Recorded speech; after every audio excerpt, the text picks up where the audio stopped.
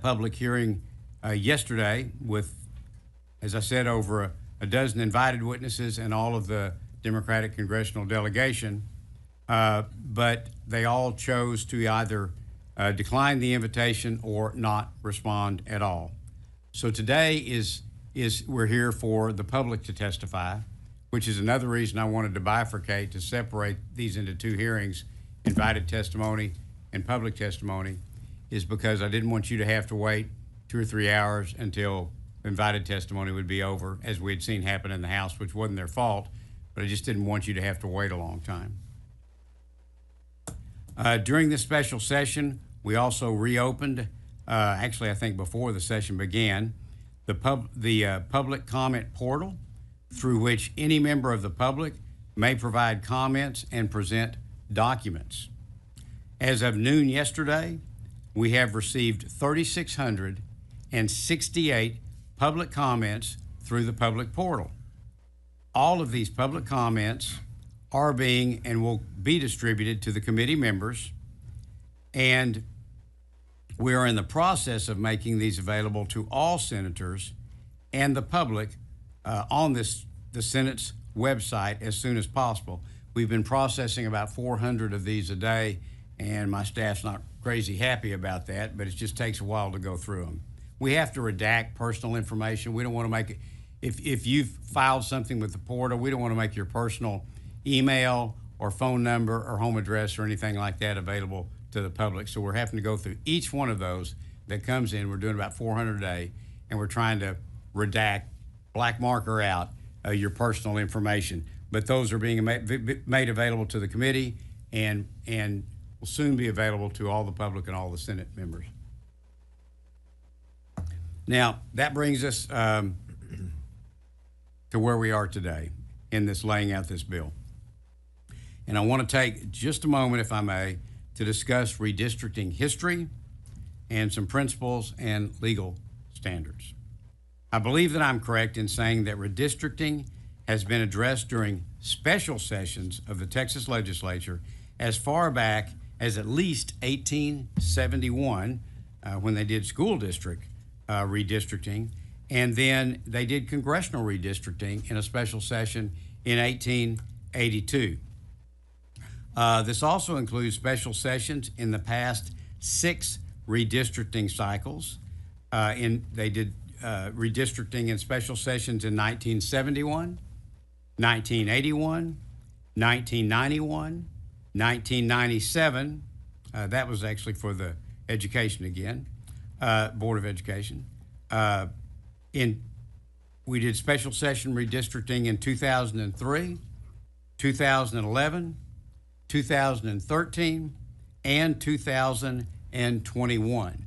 The 2021 was delayed because the census data did not come out until the Senate had adjourned in its regular 2021 session. So we had to come back and do redistricting in the special session. My point is, the legislature can choose and has chosen many times to redistrict during a special session. And we can frankly, lawfully, and by precedent, redistrict at any time the legislature so desires, including mid-decade, as we are today. And the states have very broad authority. All states have very broad authority. This is recognized by the courts under the U.S. Constitution and its election clause to choose when to do redistricting. Now, the U.S. Constitution requires that congressional districts be drawn with population as close to equal as possible to achieve the one person, one vote standard. We have some flexibility when we're doing House and Senate maps, but we do not with the congressional districts. This standard is from this one person, one vote standard, is from the Supreme Court's 1964 decisions in Westbury v. Sanders and Reynolds v. Sims. It's also grounded in the 14th Amendment and Article 1, Section 2 of the U.S. Constitution. So, for our purposes of this map that we're considering today, the ideal district size is 766,987 in population. SB 4, I will tell you, meets the one person, one vote standard. Now, please also note for any of the senators on the committee or the other senators in the body, please also note that any amendments that would be presented in this committee or on the floor must meet this same population criteria as well as all other legal criteria. Every proposed amendment here or on the floor, the proponent must be able to demonstrate that their proposed amendment meets these legal requirements. So please be prepared to discuss that if you have I think it'll be floor amendment because we don't have any amendments filed for the hearing today.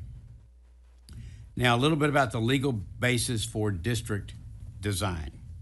The area of redistricting law is robust, to say the least. I've consulted with our legal counsel, and I am confident that SB 4 complies with the law in all regard. The House came to the same conclusion with HB 4, our companion. Therefore, starting with the position that our map is legal in all regard, I've tried to focus on two major issues. My first objective in adopting the House map and presenting this map today, my first objective is to create a plan that elects more Republicans to the U.S. Congress. In contrast to the complications involved with race-based redistricting, political performance, in this case, my objective of electing more Republicans to the U.S. Congress, is a permissible basis for drawing electoral districts. This was recognized by the U.S. Supreme Court in Rucho v. Common Cause and in, I guess it's pronounced Vieth v. Jubileer. Those were 2019 and 2024 cases, respectively. My second objective, and the first was to elect more Republicans to the U.S. Congress. My second objective, and I'll admit I wasn't initially intending to focus on this, but we, during the public testimony, heard repeated comments from citizens that districts weren't compact, meaning that there were so many districts that were irregularly shaped, oddly shaped. Now, districts that are drawn to be compact tend to aid in representation because they avoid the risk of distant communities being united when they may not have everything in common. And I'll mention my Senate district. I have urban Fort Worth and Arlington, and then I also have rural counties, one with only 4,000. And the districts are different and the needs are different. So you want to try to make districts as compact as possible. It also allows it a lot more ease for the, in this case, the congressional members to travel across those districts. Now, I will say this is a particular difficulty in Texas because we are so large. We're not New Jersey. We're a state of 254 counties and 31 million people. And particularly when you get into West Texas, so many of those counties have only 5 or 10,000 in population. So when you're trying to put a district together that has 766,987 people in it, you tend to have to reach in often and grab population from an urban area, but then add a lot of rural counties to it, because that's simply the only way you can meet the one person, one vote requirements that we have in this very large county. It's not such an issue in the urban areas or in the areas closer to the urban areas because we can make those more compact. And what we heard from a lot of citizens is that there are a number of districts that could be more compact, but were not. And so that became a second objective in looking at this SB 4. Now, I will tell you that SB 4 accomplishes both objectives.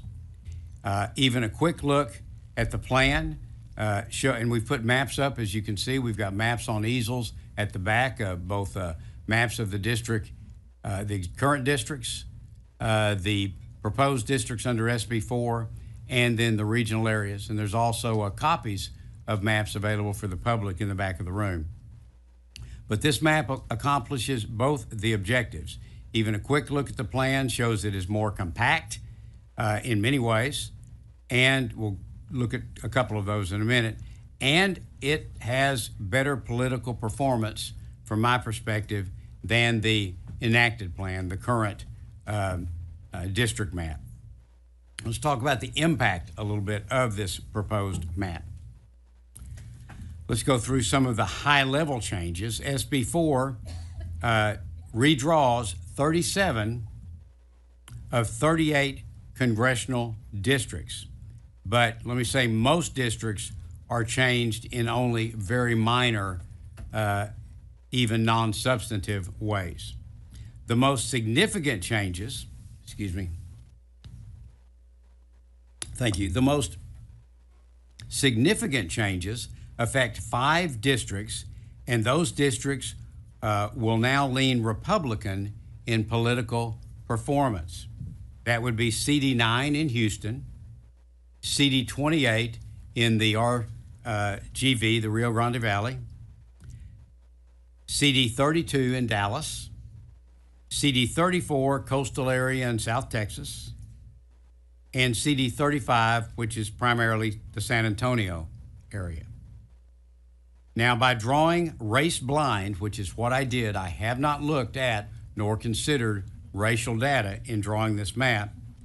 By drawing race blind, SB 4's districts are substantially more compact with more reasonable geographic configurations that provide a better basis for representation. I'd like to show you a couple examples. Let's start with, and again, if you've picked up a map at the back, those of you in the audience, or just looking at the large ones in the back, but members, and with regard to District 32, and you can't see this very well from here, I know, but if you look at District 32, it has, where am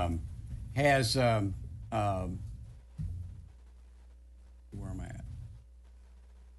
32. Yeah, right, good, sorry. If you look at District 32 as it's drawn today, it covers it's over 2 counties, but it's very disjointed, and I know this area very well. It's very disjointed in the communities it reaches into and the roads it follows, and comes all the way here through South Dallas, up through Central, goes way up into Denton, then it curves down in odd structures and comes here. And the way it is done under this map, it is very compact and combines counties in a very, really, I think, appropriate way. Another example is District 35. This is probably the best example. It's one people often point to and pointed to often in testimony when they spoke of districts that were not compact. This district begins way down in Bexar County, and you can see it has some population down here. It gets very, very thin, exceptionally thin, as it traverses through Guadalupe and Comal counties, up through Hayes, along Caldwell, and then all the way up into Travis, and then takes unique turns and bends in Travis. In the proposed map, SB 4, you can see that that CD 35 is now very compact, very clearly structured, and pulls together communities of similar interest with Karnes, Wilson, Bexar, and Guadalupe counties. So it is much, much more compact, and I'll tell you that the existing district is I would suggest, one of the most oddly drawn districts in the country today. So I believe the map is much more compact than what we have in the current map. Now, and again, as I mentioned, my understanding is that these 5 districts, 9, 28, 32, 34, and 35, should perform on a partisan basis now for the Republican Party. Again, I want to say I did not look at racial data, but for the committee members in your bill packets, there is census data in the bill packets produced by Legislative Council to which you can refer if you wish to. Again, that is public census data. It is not racial data. Now, in conclusion, I would say that SB 4, which is before us today, is more compact than the enacted plan, the current plan, and it complies with all applicable law. We've had plenty of opportunity for testimony with regard to redistricting and census data all the way back literally to 2021. And we've had a lot of discussion and 5 hearings thus far, with almost 4,000 people participating and 205 witnesses just before the Senate. We've had ample opportunity, and no one has presented data or a compelling case that this map violates any applicable laws. So it accomplishes what were my 2 objectives. First, that it perform better on a partisan basis for Republicans, but then second, that it be more compact as requested by so many of the witnesses. And with that, I would do my best to answer any questions, Mr. Chairman. Mr. Chairman. Thank you, Chairman. Senator Miles, questions? Thank you, Mr. Chairman. And thank you, Mr. Chairman, for the explanation you just gave. I'd like to start off by going back to July 21st when we had a joint caucus of the whole, meaning we had the Democratic caucus and the Republican caucus, and this was our initial conversation about this redistricting. Our initial conversation in private, just us. Yes, sir. I want to make it very clear that, Mr. Chairman, when you made it clear that I would be on this committee, and I accepted it, and as well as you and the Lieutenant Governor, that my exact words to you were, I couldn't see the fight going any other way. If there was going to be a fight, I wanted to be in the room. So I appreciate you for allowing me to be here on this committee. But what I also said to all of my colleagues, to you of all my colleagues, is I've looked at this process, and if we're going to do this, is what I said to you, if we're going to do this, Senator Hughes, I'm going to expose it for what it really is. If you recall me saying that. I said I would expose it for what it really is, and in turn, each one of you would be exposed for carrying out this racist process. That's what I said to you on the 21st in the Betty King room when we first got together and talked about this process. Does any of my colleagues remember that? I remember your comments. Okay, thank you, sir. Going past the 21st, Mr. Chairman, you said we had 205 individual witnesses testify.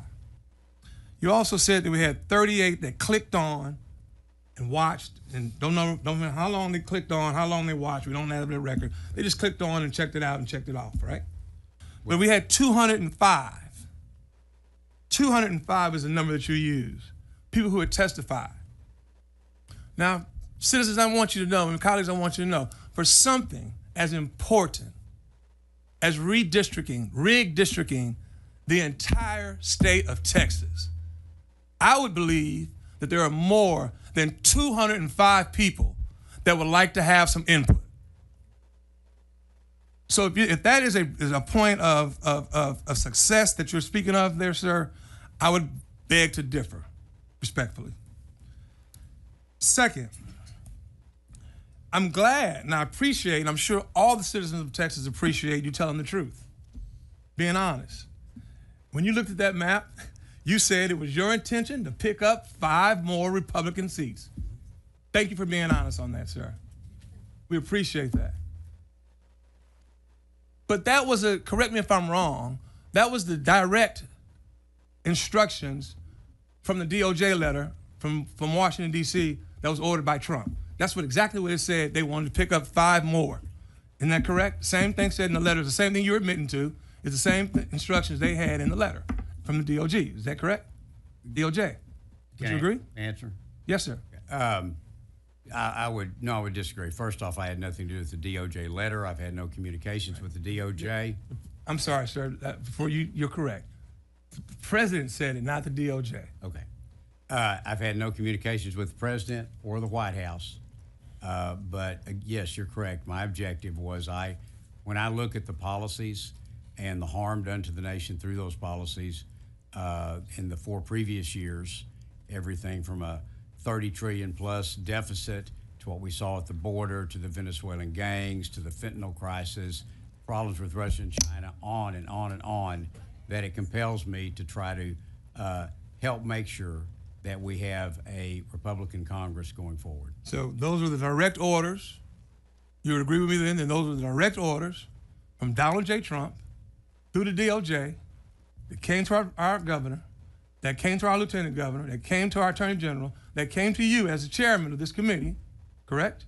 I've had no instructions. And you followed it. I've had no instructions. You've had no instructions, but that's what was, we've gone through this once before, Senator King, Chairman King. We agree that was the order from the president. So I carried the congressional redistricting bill in 2003, and my objective then was to create more Republican seats, which we did, and that was my objective when I was asked if I would chair this committee this time. But I've received no directions from anybody in the... Well, the letter's out there, and we'll leave it at that, and you didn't receive any direct from the president.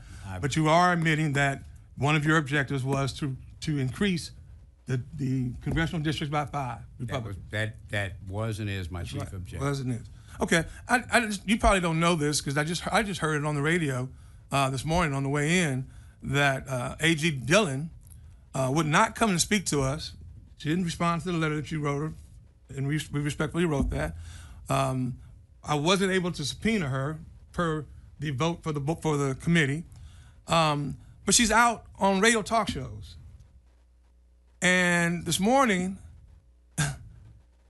she said that the reason that the governor gave the ability to call a special session and to put redistricting on call was to get 5 more additional Republican seats. Now, she won't come to tell us that. She won't even respond to us in a letter, my brother. But yet she's on a national network radio station all over the country saying exactly what she intended to do. And that was heard just this morning, sir. And it also said that King, but you said, Senator King, that you could do it in any time, which we understand that. I don't think we're questioning the redistricting being done now. I think the big question for the citizens of Texas is, why is it being done? And all we want we know why it's being done. We just wanted somebody of leadership of this state to say why it's being done. Senator King, you also stated that you were trying to give these congressional members a chance to testify.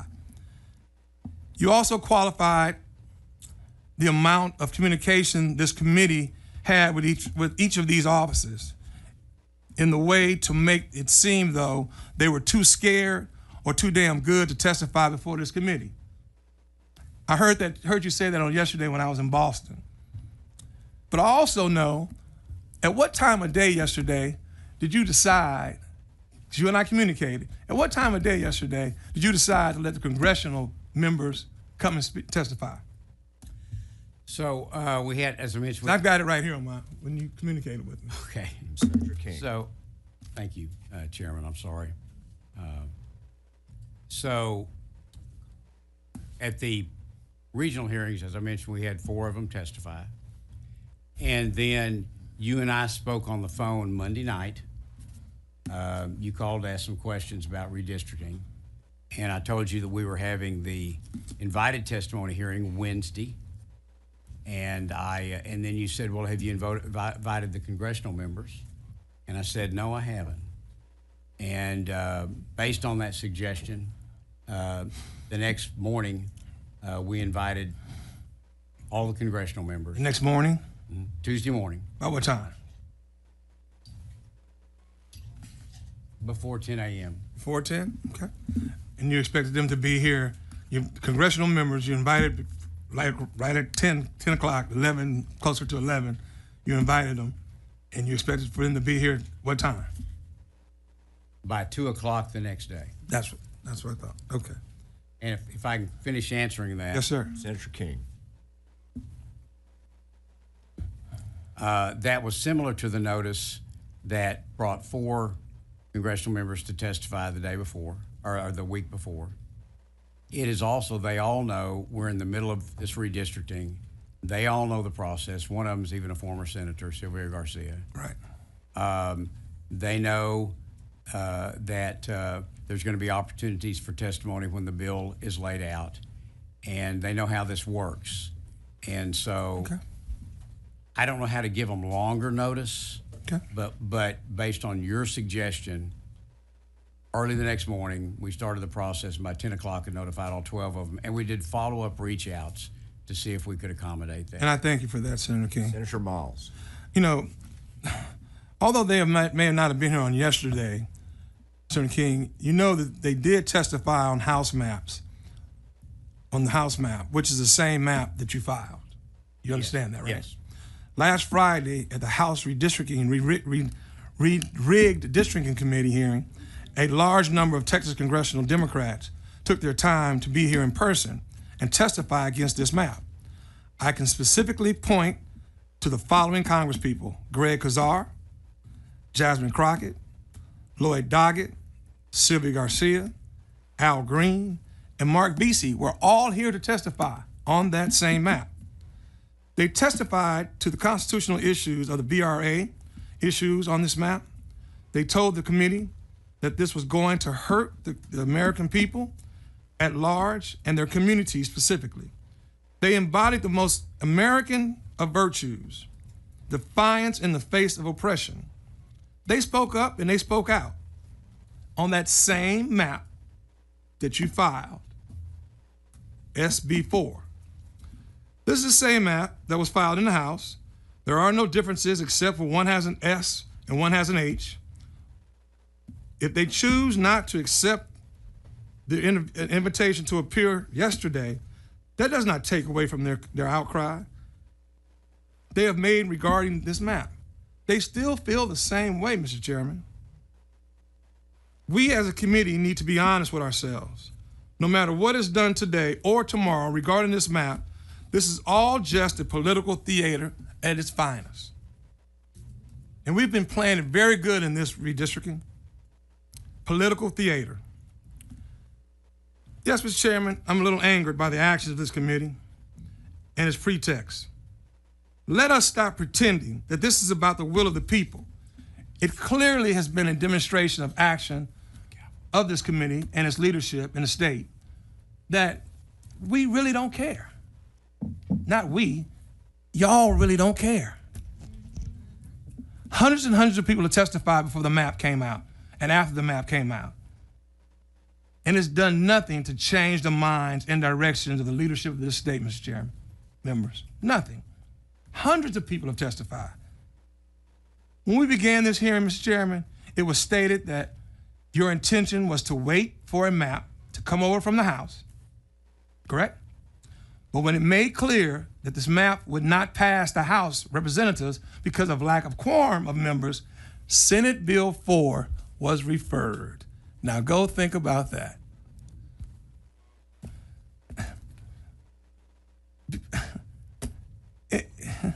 It's exactly the same map, Mr. Chairman. The same copy of the congressional map put forth by the House Redistricting Committee. It is the exact map that breaks apart our minority communities and dilutes black and brown voting power, Mr. Chairman. It's as if the chambers were told, this is the map and this is what it's going to be, point blank, period. I have to ask, were we told that? Were you told that? And I'm sorry, could you restate that question? I would have to ask that somebody must have told you all that this is going to be the map, point blank, period. The same map that's going to break up black and brown voting powers. Because it's the same map as the House. Senator King. Thank you, Mr. Chairman. And I want to correct one thing. My staff just corrected me that when we posted for Wednesday's hearing, we posted that on Monday. And as soon as we did, my staff emailed the staff of every senator on this committee and asked them to be sure and invite anyone they wanted to come to the invited testimony hearing and to just let us know. So actually, we had asked the Senate members to let us know of anyone they wanted to attend, congressional or otherwise, on Monday. So Anyone they wanted, huh? That's what you stated. Anyone they wanted? yes, anyone that they wanted, anyone that you wanted or any other member wanted to testify. Understood. Let us know and to go ahead and invite them. But the question at hand. The question at hand. So I think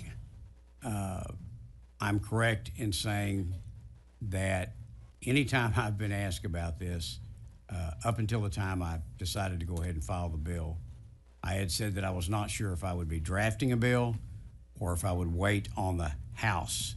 As I watched along, as you did, the House hearings, as I learned about this map, no one ever handed me a stick drive with a map on it. No one emailed me anything and said, file this. Nobody did anything like that at all, from inside this building or outside this building.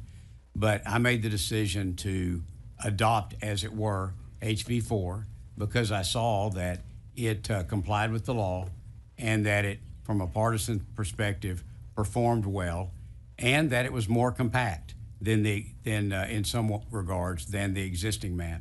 And so I decided to file the companion bill. I did talk with the House author about that.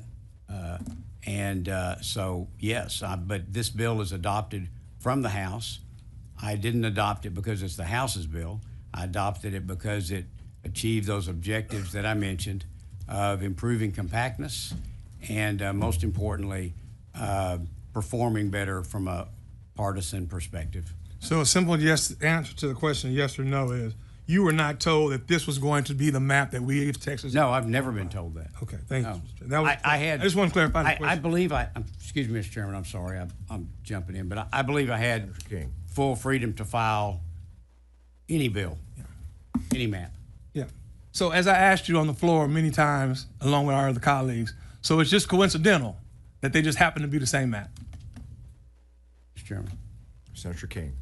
No, it's not coincidental at all. I studied the House map, watched some of the hearings, had asked our legal counsel to review the House map to determine if they agreed that it was legal in all respects, and decided it was a good map, better for Texas, better for the nation, and that's why I decided to go ahead and file it.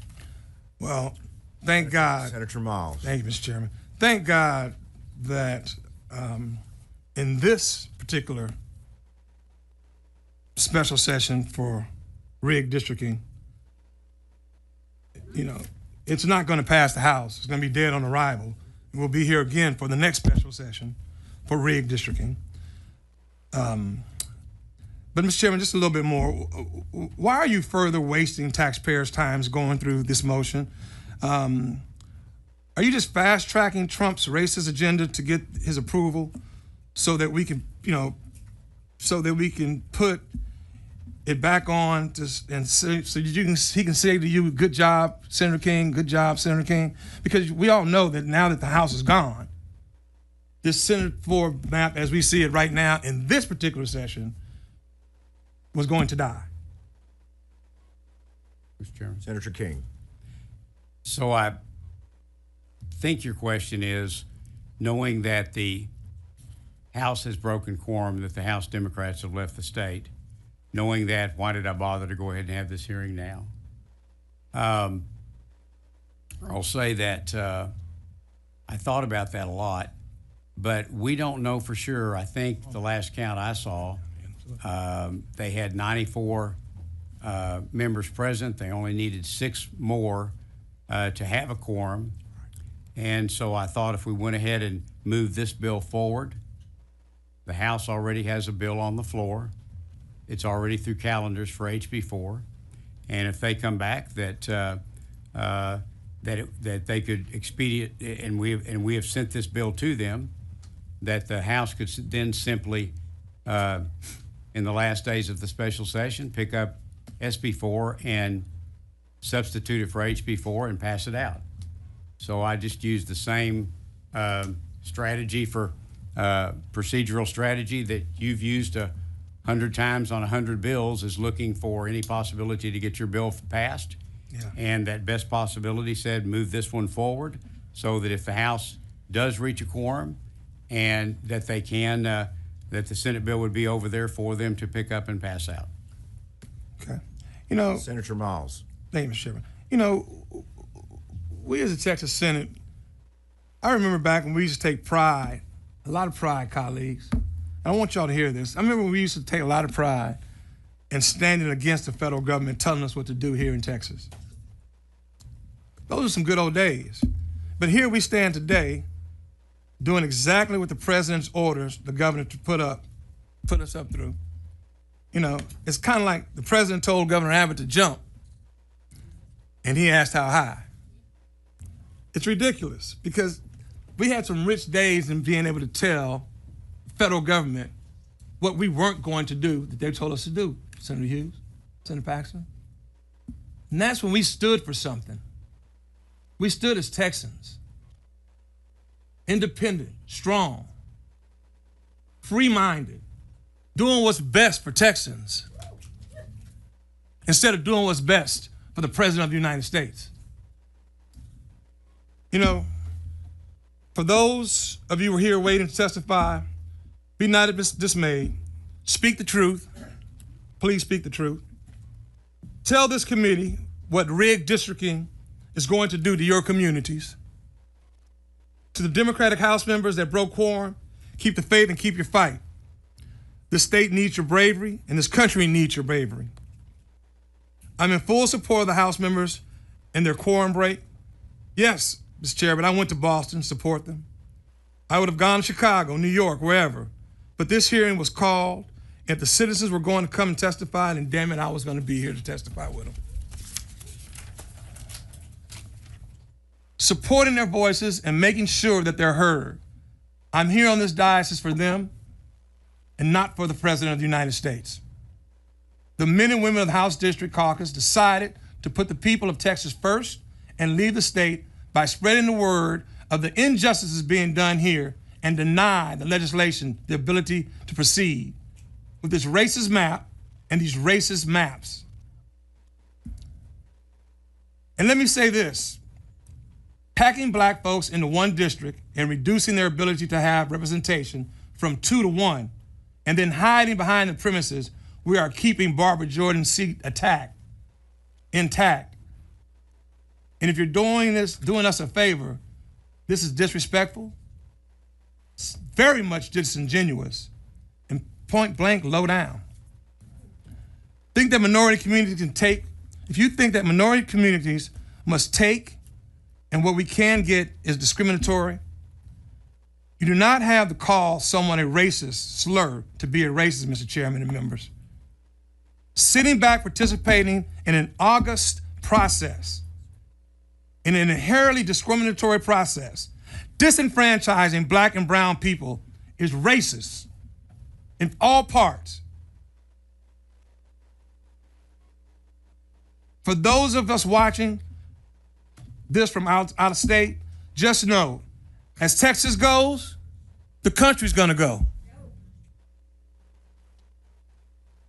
Texas may be the first to be redistrict or rigged district, but your state is next. Finally, for those of you who are watching, yes, the Republicans have stacked the deck. And the passage of this map may happen. But I want all of you to know who are watching, they want you to be discouraged. They want you to be dismayed.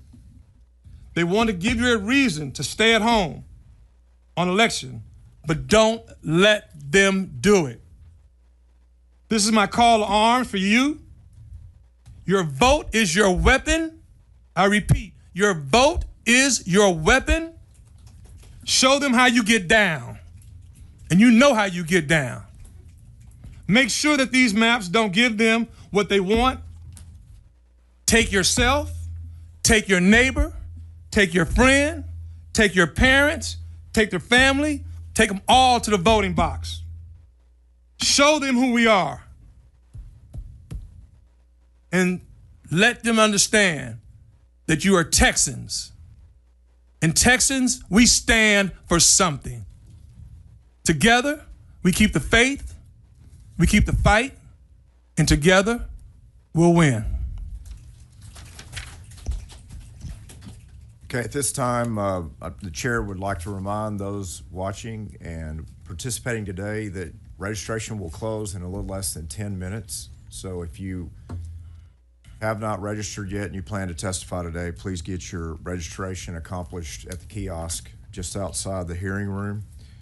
This room is getting full. We have overflow rooms as well for those participating. Audio and video should be playing live from that room. You'll hear if the chair calls you to testify. Our overflow rooms are E1016 and E1028, and if needed, E1036 for anyone that needs additional space or to take a seat. I also want to remind those participating and watching that any reactions from the audience is not allowed in our hearings. We have to make sure that everyone with us is respected, everyone can see and participate and hear, and so there won't be any jeers or clapping or reactions or snapping from the audience. You'll hear some things today that you like. You'll hear some things today that are frustrating, but help us all and everyone that's here be respected and participate in the process without interruption. At this time, the chair will open up public testimony. Mr. Chairman. Senator Hinojosa. Thank you, Mr. Chairman. I couldn't say it better than our colleague, Senator Miles, but just a couple of points and questions for our chairman. Yes, you're recognized. Yeah. One of the things that I look as I saw the map, and I understand the goal of electing more Republicans. The reality is that the map, especially in South Texas, as you want to make it more compact, you're really dividing communities that have a common interest. For example, Hidalgo County is divided in half, maybe in 3 parts. The valley is certainly divided into 3 parts. So those are divisions that are taking place in terms of communities who have a common interest. In Nueces County, the county has been split also in half. So that's dividing our communities of interest. And I also know that you didn't look at any racial data, but I don't think that really matters. What matters is the result of that, and the result of that is discrimination against minorities, people of color. And the other comment I will make is, I know you went and pointed out about President Biden's administration, inflation, and what have you. I don't think that's useful for discussion here. I think we ought to just stay focused on the map that's before us, Senate Bill 4, and not get into all these other side issues that maybe we agree or disagree what President Biden did or didn't do, or what President Trump is doing or not doing. It would just stay focused on the map. Thank you, Mr. Chairman. The chair would ask the clerk to show Senator Parker as being present, and Senator Hughes, you're recognized. Thank you, Mr. Chairman, and I thank each member. I thank each witness. We look forward to hearing from everyone, regardless of your position.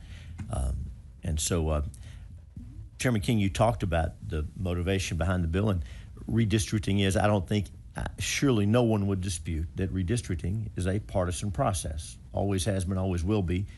We are a republic, a democratic republic, and there are votes and there's majorities, and those decisions are made. But let me ask you, Mr. King, Chairman King, you mentioned that there's a national discussion going on about this. Let me just ask you a couple of questions.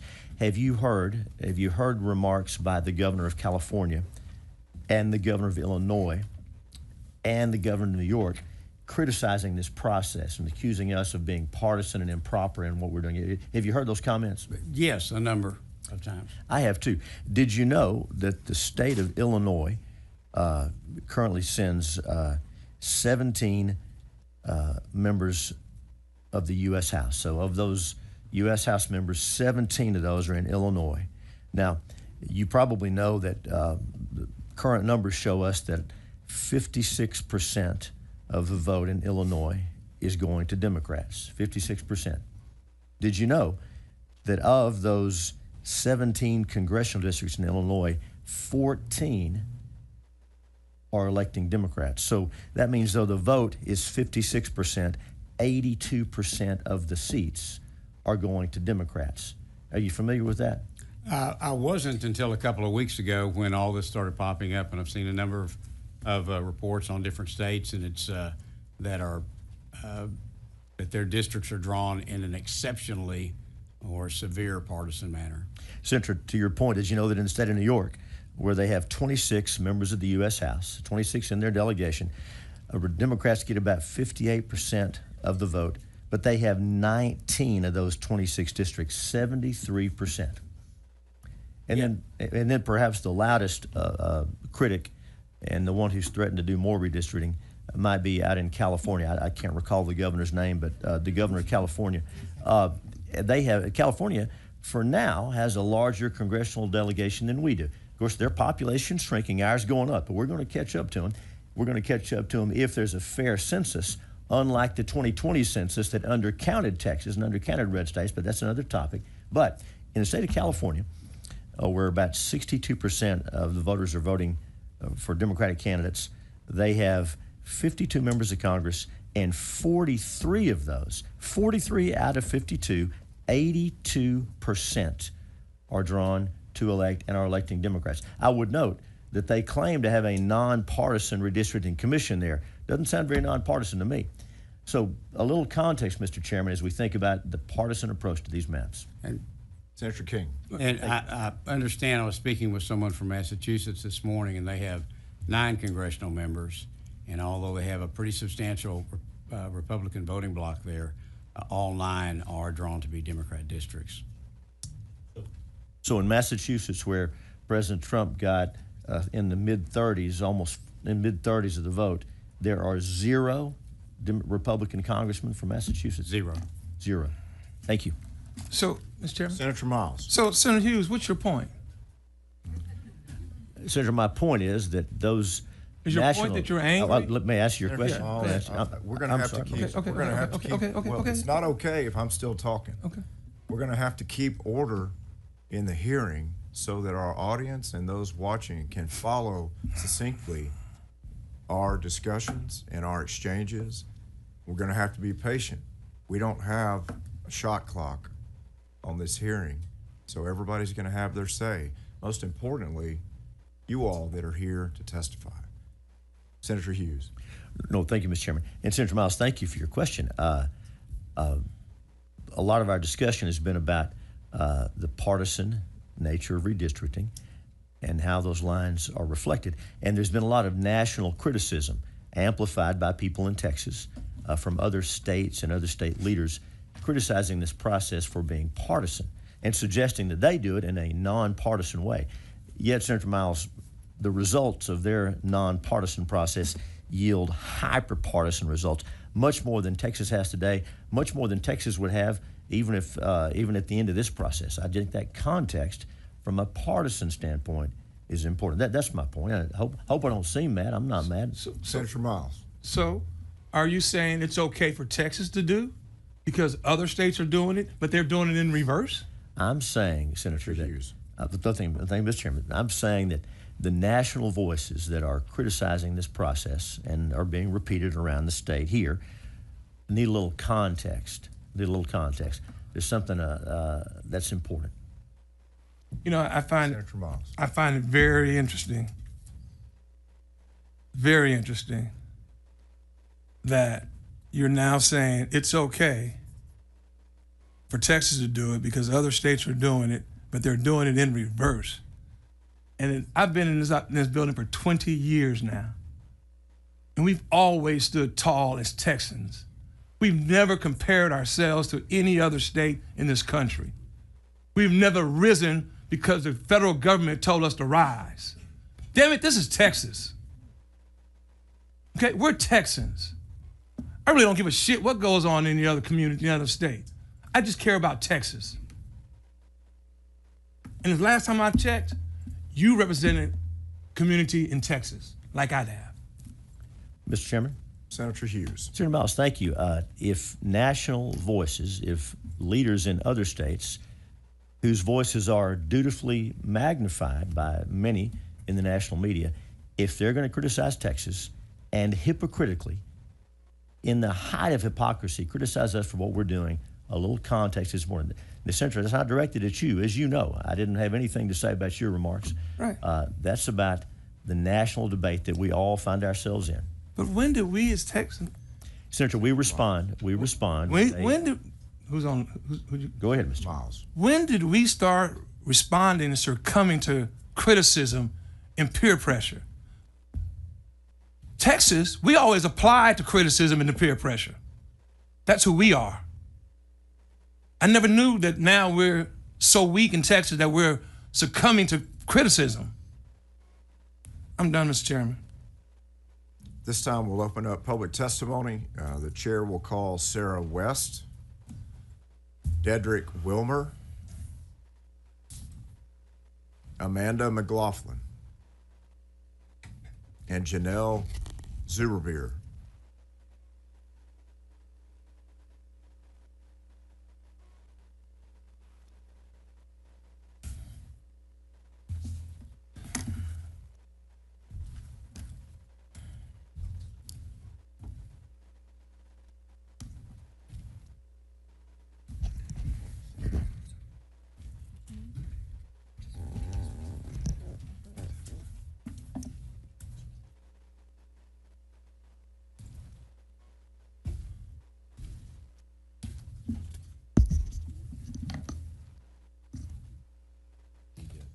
Is Janelle Zuberbeer here with us today?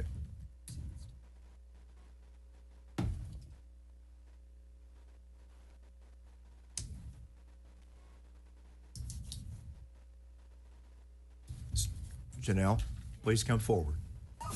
We were giving you time. No problem, no hurry.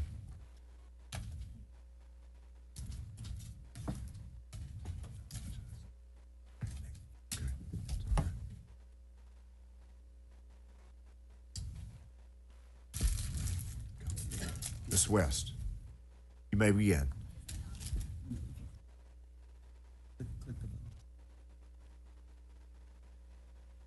There we go. Should be live good now, now. and if you can, please state your name and if you represent any outside organizations or just yourself today and your position on the legislation. Thank you, sir. Thank you.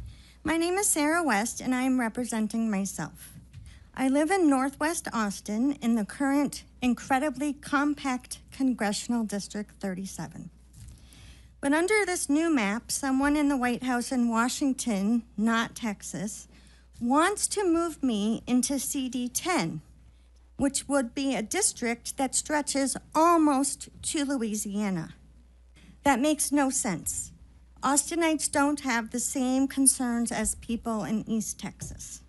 We deserve representation that represents and reflects our community. Meanwhile, my neighbor just down the road would get to remain in CD 37. So I called Representative Doggett's office to share my concerns.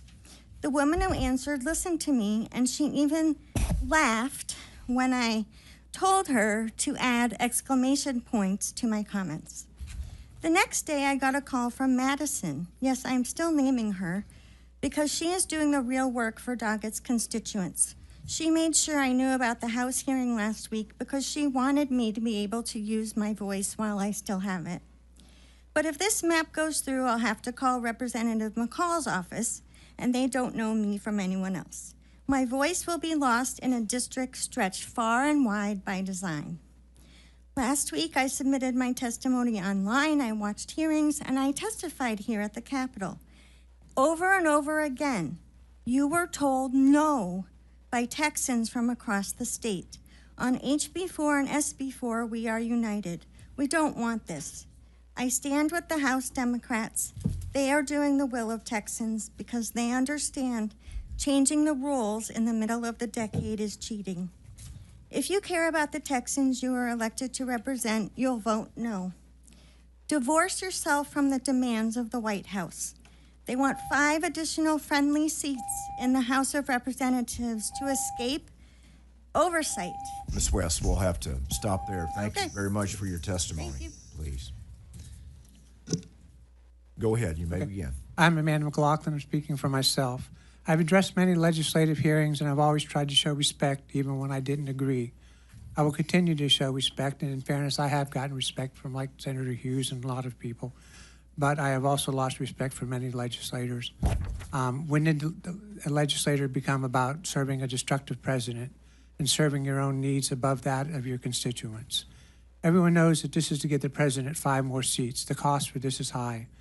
This cost is a cold heart that tries to silence many black and brown people and anyone that doesn't agree with the policy of fear, hate, and division. You will try to silence us, but you don't understand the depth of our resolve. I consider the representatives that broke quorum heroes, and I support them. They are trying to defend the democracy you are so determined to destroy. Even if you win this redistricting, you will lose eventually. You can only suppress people so long. People like myself are tired of being bullied and have decided to confront the bullies. No matter how much you try to scare us and beat us down. I'm a transgender woman. I'm tired of hearing about my friends moving out of Texas because they are afraid. For many of you, that is a statement will bring you joy. The joy you feel speaks to how sick this government has become. Fear and hatred now control the actions of many here. What happened to loving your neighbor? What happened to legislators serving their constituents? It is now acceptable to disappear immigrants without due process. Are you so heartless that you don't feel the pain to people and families? You deny children lunches while passing laws that 10 Commandments have to be displayed in classrooms. I'm a Christian, and that is not Christian behavior. How can you justify hurting so many people because they don't look or think like you? Diversity is beautiful. Please replace the fear and hate with love. For Texas, the people of Texas, and yourself, please do not advance SB 4. Thank you. Appreciate your testimony. You may begin. Thank you, Chairperson and members, for allowing testimony today. I am a proud union member of the Communication Workers of America, a single mother of biracial daughters, and a U.S. Army veteran. I'm also a Gen X woman who remembers walking in protests and rallies as a youth, fighting for the rights of all, and continuing the fight for my daughters and future generations to not be marginalized. To see that you are more worried about rigged districting only because Trump told you to. If I could interrupt you, if you could state your name for the record. I apologize, Janelle Zuberbier.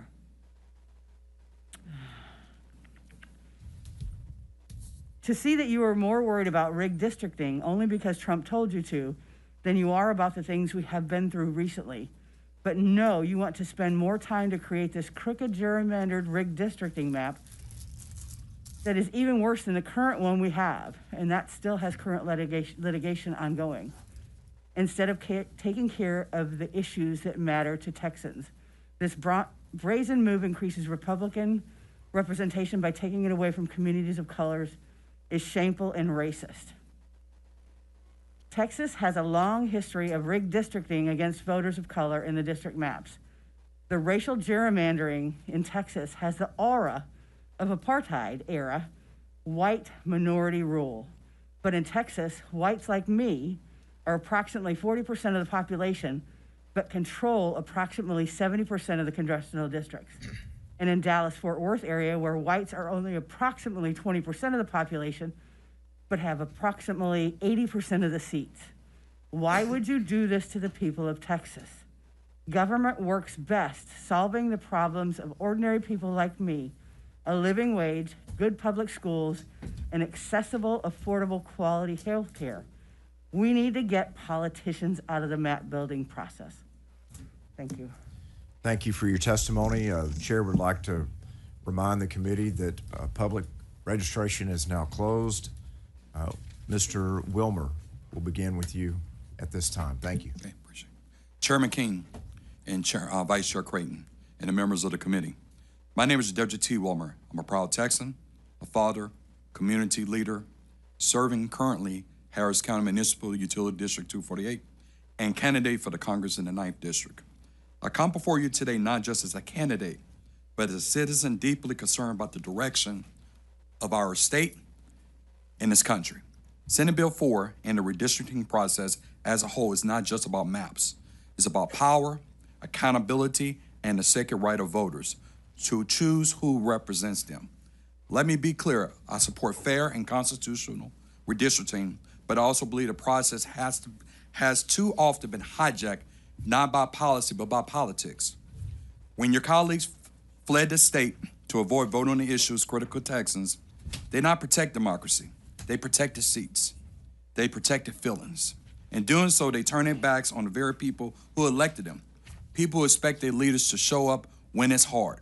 Redistricting should never be driven by racial fear tactics, unfounded accusation of discrimination meant to shut down an honest debate, but that only delays our real progress. Texas is changing, yes, but that change should be embraced, not manipulated. Our voters are smart, they're engaged. They deserve the opportunity to decide what's best for themselves, not to those decisions shaped behind closed doors or avoided through walkouts or staged media moments with our out-of-state governors. To Senator Boris Miles, and as well as Senator Carol Alvarado, who's not here today, I say this respect and conviction. This process isn't about you, isn't about me, it's about the voters. Let's stop preserving political careers and preserving the people's voice. But let me speak from the heart, Brother Miles. I understand the fear. I understand the concern in real time. In 1992, my sophomore year in high school in Baton Rouge, you all here at Ann Richards, we had to decide on David Duke. There's a talk that someone, maybe even a white nationalist or a Duke ex-gay, might try to exploit this new district as a knife to try to run it right now. I understand where you're coming from, but I trust these voters here in Texas, and I trust them. Mr. Wilmer, Thank you. We'll have to stop there to make sure everybody has the same amount of time. Thank you. Members, any questions for this panel of witnesses? Thank you. Appreciate each of you. Thank you. At this time, the chair will call Monica Gonzalez, Daniel Segura Kelly, Chloe Wilkinson,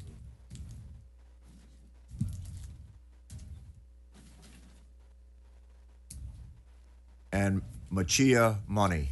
And I probably did not pronounce that first name correctly. If you could help the committee when you approach with the pronunciation.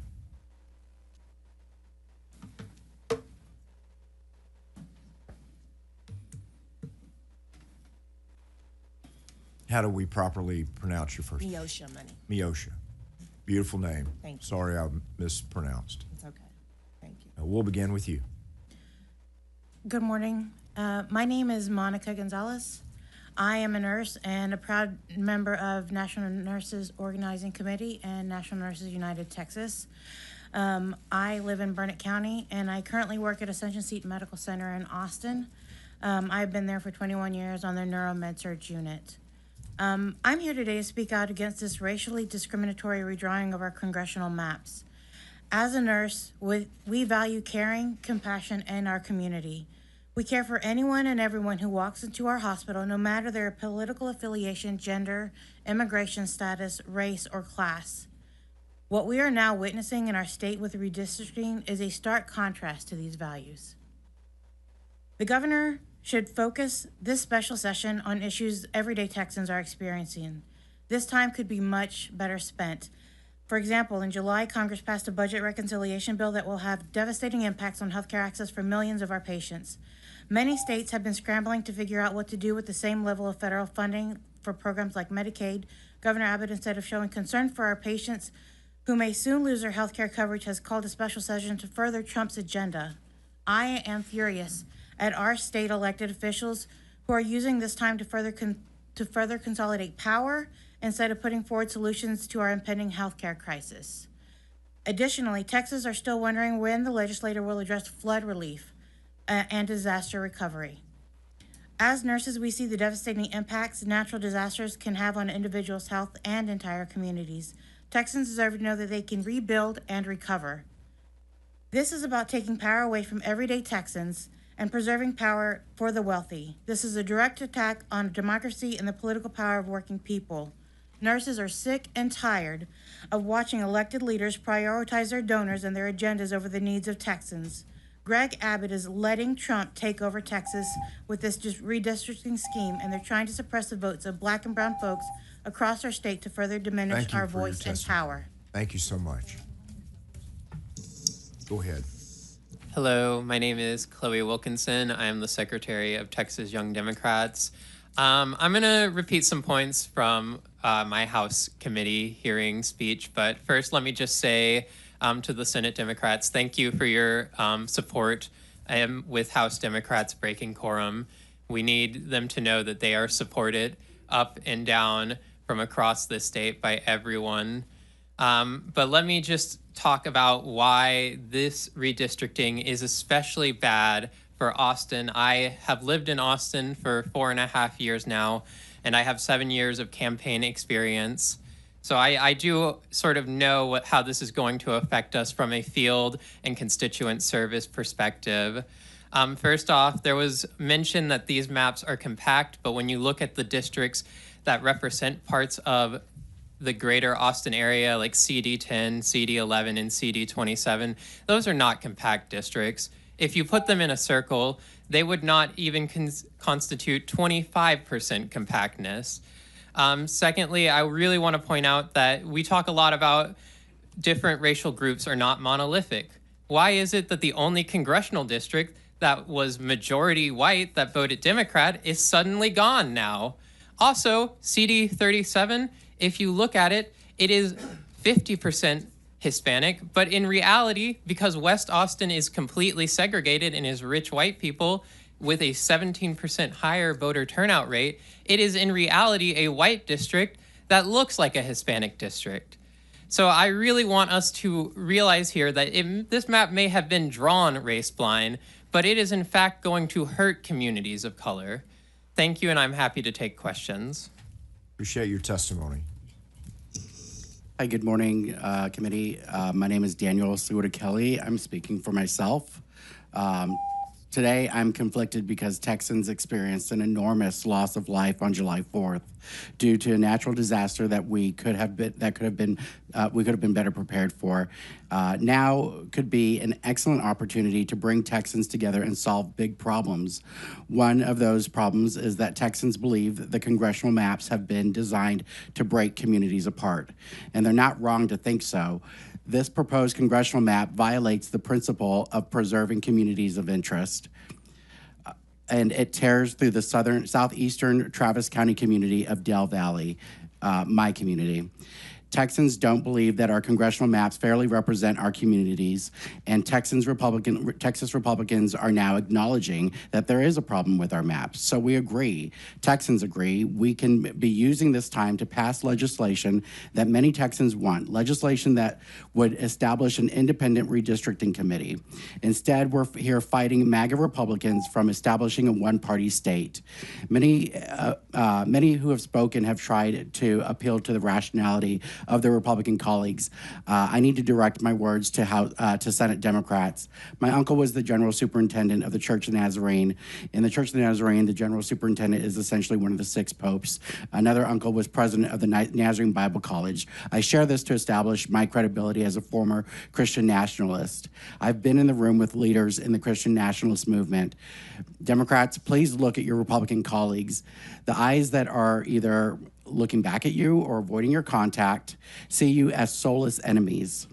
These are people capable of looking you in the eyes and telling you they love you, and in the same breath will sentence you to hell. Get out. You must get out. You are not working with people who are here in good faith. I need you to know that these are people who have a depraved indifference to democracy. They intend to annihilate democracy and establish a theocracy. You are attempting to work with people who are fundamentally different from us. Thank you. When you and I watch The Handmaid's Tale and recoil at the scenes, they salivate. Your time frame. This is the world they want to create. Sir, we have to stick with our allocated time frame or it's disrespectful to the other witnesses. Thank you. Yes, please, go ahead. Appreciate you being here. Thank you. Good morning. My name is Miosha Money. I'm a deputized voter registrar, community advocate, and proud public servant for the people in Houston, Texas, Harris County, especially in Congressional District 9 and 18. I stand for the people, the real ones. We want maps. We want real maps. We want access to the ballots. We want leadership, and we want to fight for what's righteous and not for against us, nothing for against us. HB 4 is just another chapter in the same tired playbook. We saw this similar back in 2021, where they rolled out the Senate Bill 1, SB 1. That made it harder for the people to vote, especially the seniors with disabilities, the folks with language barriers, the Black and brown communities, and the ones just trying to survive. As I spent so much time educating and informing individuals about the questioning, I see the concerns in their faces and their voices, and somehow they have some sort of confusion and intimidation regards to this bill. But you guys want our votes all the time. Y'all are steady asking for our votes. We're tired of knocking and asking to be let in. We're tired of begging. We're tired of this. Now, at this time, we're not asking. We're just going to go ahead and kick it down. Our neighborhoods, our kids, and everything are being affected. So let me make this clear and let me make this loud. I stand against HB 4, I stand against gerrymandering, and I stand against voter suppression and intimidation. And let's make this clear, we're not backing down and we're just getting started. Thank you. Appreciate your testimony, each of you members. Any questions? Thank you.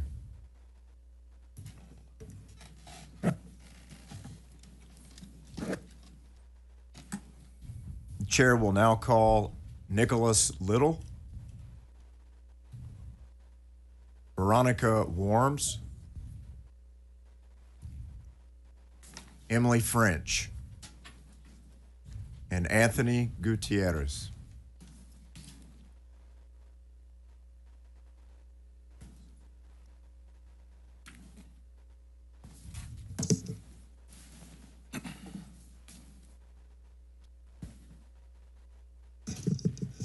Anthony's on his way in. We'll give Mr. Gutierrez time, and we'll begin with you. Go ahead. My name is Veronica Warms, and I am a policy attorney representing the Texas Civil Rights Project against SB 4. This map is a blatant attempt to rob Texans of color of their political power.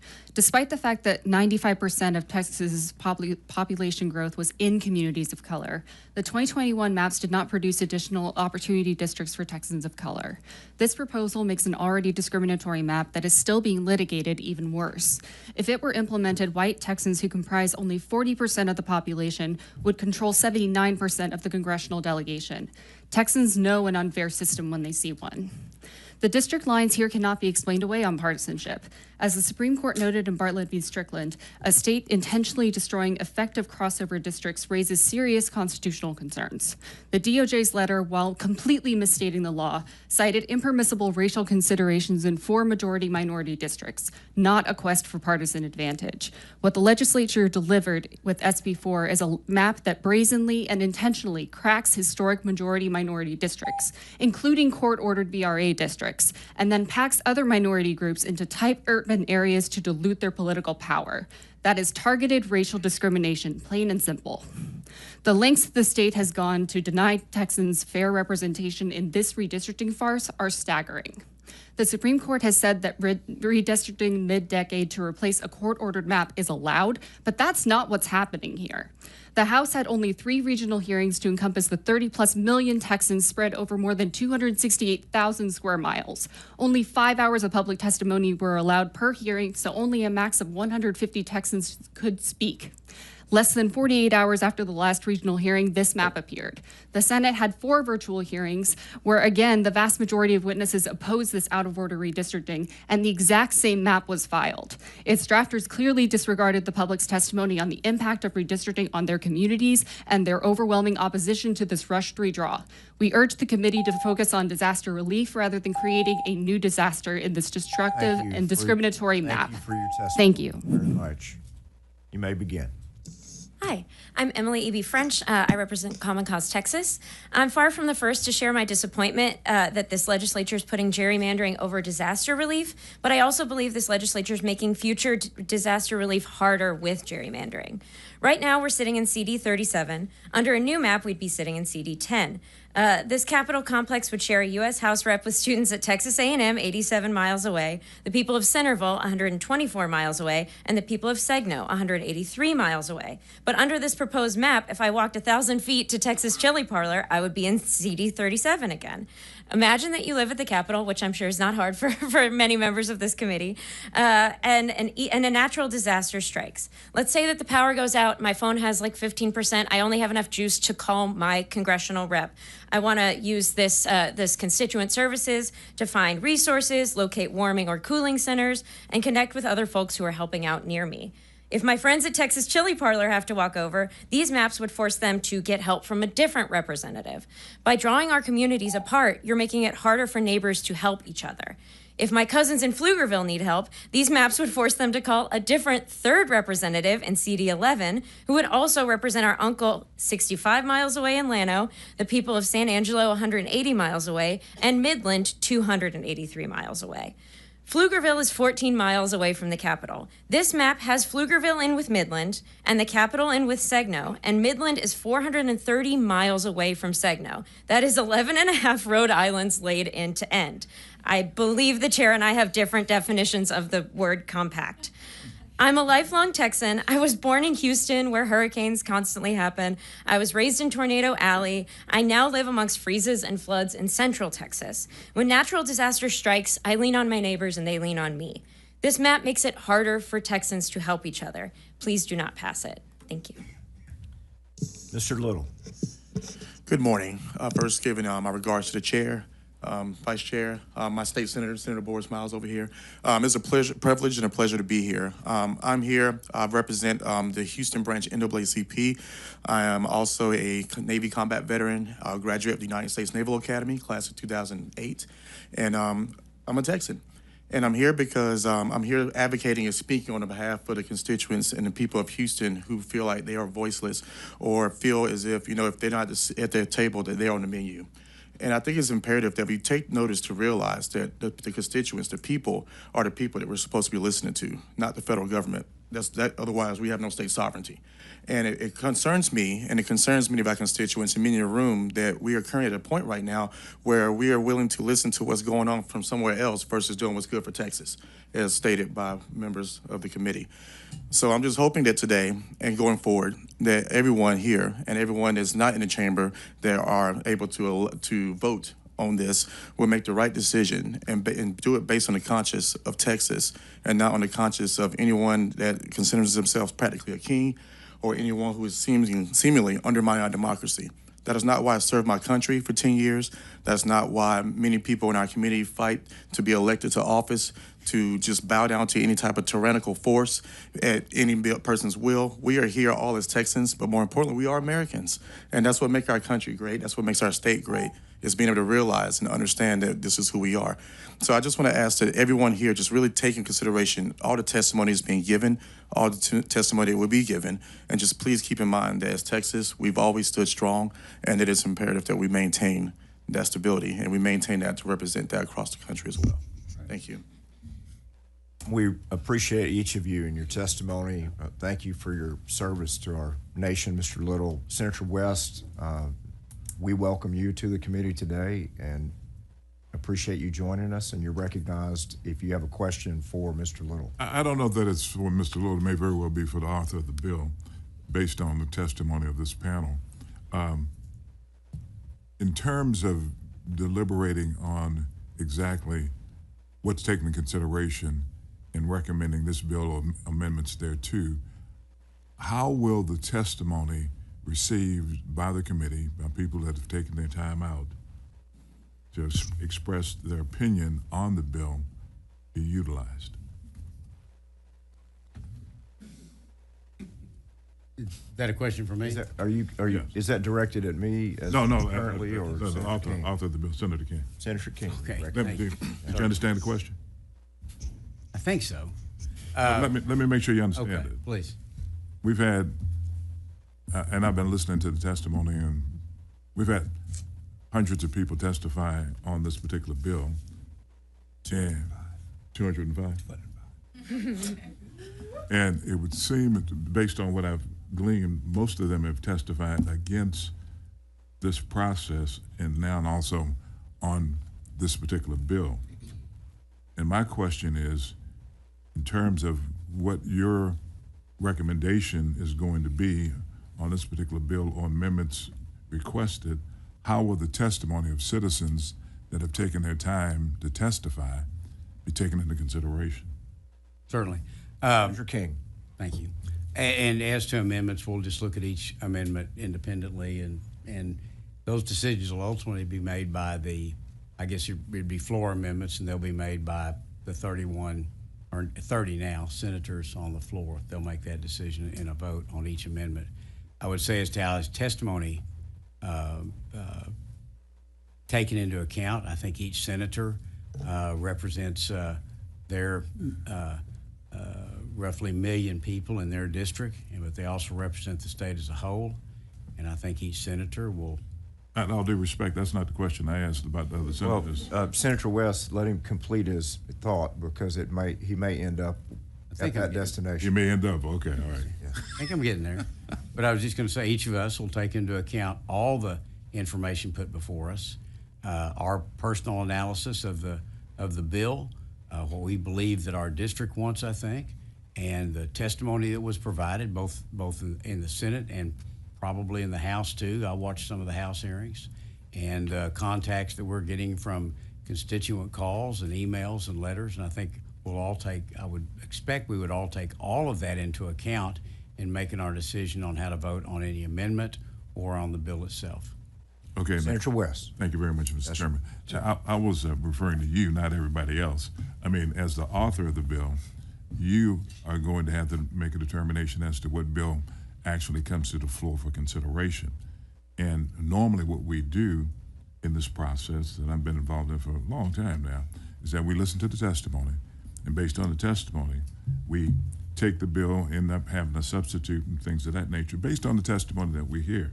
And so I guess the question I'm asking is not as it relates to other senators, but more specifically as to you as the author of the bill.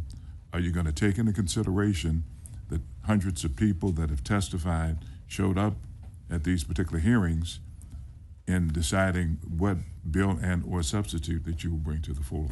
And if so, how will you do that? Senator King.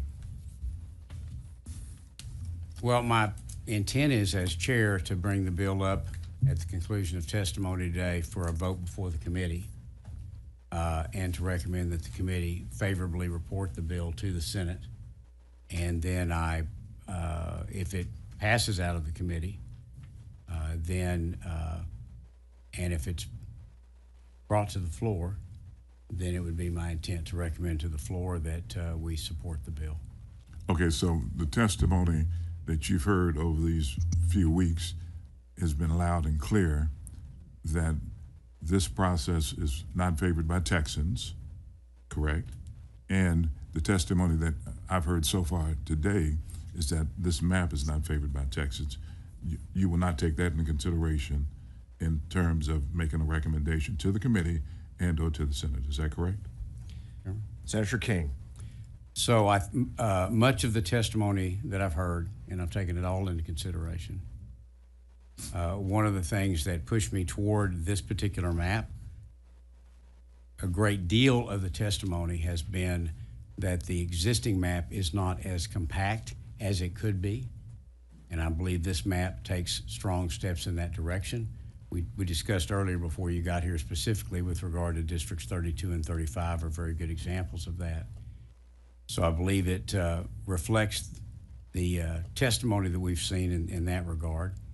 I also believe that most of the testimony that I've heard has been with regard to racial considerations, and I think it's totally inappropriate to take racial considerations into account when drawing a map. I think that that's not preferred by the law, to say the least, and I think it would be inappropriate. So I think much of all the testimony that's been suggesting that this map was drawn on a racial basis is inaccurate and incorrect. And so I'm disregarding that part of the testimony because I didn't take race into account, and I don't see race in this map. Okay, and I understand that. Senator West. Thank you very much, Mr. Chairman. At all due respect, when you begin to look at the map itself and take into consideration not just the map, but the whole process. 2021, we had a map that the Attorney General in the state of Texas is defending in federal court right now. And then we get a letter. Trump says that he needs 5 seats from Texas. And then we get a letter from the Department of Justice. I think that's a chronological order. Mm-hmm. Then all of a sudden, there's no map, because I've asked you about maps, and then a map shows up in the House. Then we have the quorum, the parliamentary use of quorum breaks in order to stymie the efforts, and then another map is filed over here. I think that's the order of events. People have testified against these maps, against the maps in the entire process, and the only districts that end up, frankly, for the most part, being cracked and packed are minority districts.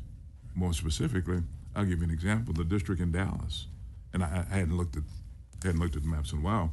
All the economic engines are being taken out of the district in Dallas for some strange reason. Can you help me understand that? I'd have to ask you, I'm sorry, excuse me, Mr. Chairman, I'd have to ask you to be more specific. As it relates to what district or what? Well, what economic engines, what district, what congressional member? Sure. Okay. Jasmine Crockett, her district. Okay. It's, as I understand it, and I stand to be corrected if necessary, the airport, downtown area, the medical center, law schools, and all that have been taken out for some reason. And if race is not a consideration, why would that happen? Well, I know I represent Tarrant County, and even though Lockheed is across the street from my district, I still aggressively represent Lockheed. And I don't think because you've moved a hospital district or you've moved a district outside a hospital district, if it's still in her primary county, I assume she's going to continue to represent that as aggressively as she would otherwise. Downtown Fort Worth is not in my district, but I'm actively involved in representing and being supported by businesses and folks in the downtown area. So I don't think you can draw a line like that and say because the hospital district's no longer in her district that she's not going to be working for and representing that hospital district. So you agree with me that that should not be a partisan consideration, right? In terms of whether or not you move or don't move a hospital district or a downtown area. And so in drawing maps, you shouldn't take into consideration moving economic engines of a particular district to accomplish a partisan result. You would agree with that, based on what you just said? I don't. Senator King. I don't think that's what I just said. I think what I said, you asked me specifically about her district. I think that, as I said earlier, that you should not take, that I did not take racial factors into consideration. I think that the map is more compact than the existing map. I think that it achieves the objective that at least I had of performing better from a partisan perspective for Republicans. And I think that that it is drawn in a manner that's going to continue to allow members of Congress to represent their districts and the areas surrounding their district like we all do. As I said, I'm Tarrant County, and I try to I only have about a third of Tarrant County, but I try to represent all of Tarrant County and help, and the other senators in Tarrant County do the same thing. And I believe this map takes into consideration what is traditional redistricting criteria, and I think it's a very supportable map.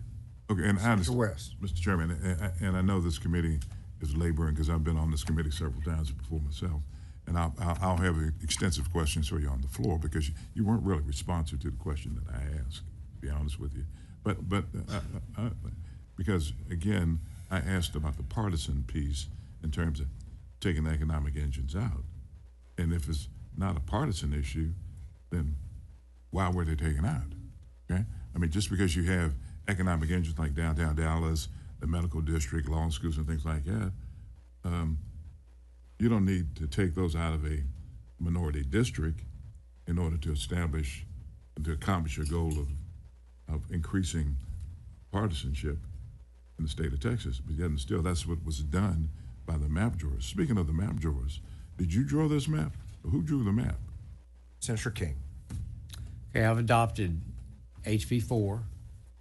My understanding was traditionally the way it's worked is the congressional delegation usually has someone draw a map. I believe, I think I'm correct in saying in 2021, the Redistricting Trust, which is an organization that's involved in redistricting across the country, they helped draw the map for the Republican congressional delegation in 2021. My understanding is that the Redistricting Trust drew this map as well as others, and this was the map that was adopted by the House. Okay, so the Redistricting Trust drew this map. I think they participated in drawing the map, is my understanding. Did you have any input in drawing the map? None at all. Okay, so it was given to you. No. Well, let me finish. It was given to you, and you were asked to carry this particular map without you having any input into what the impact of this map was.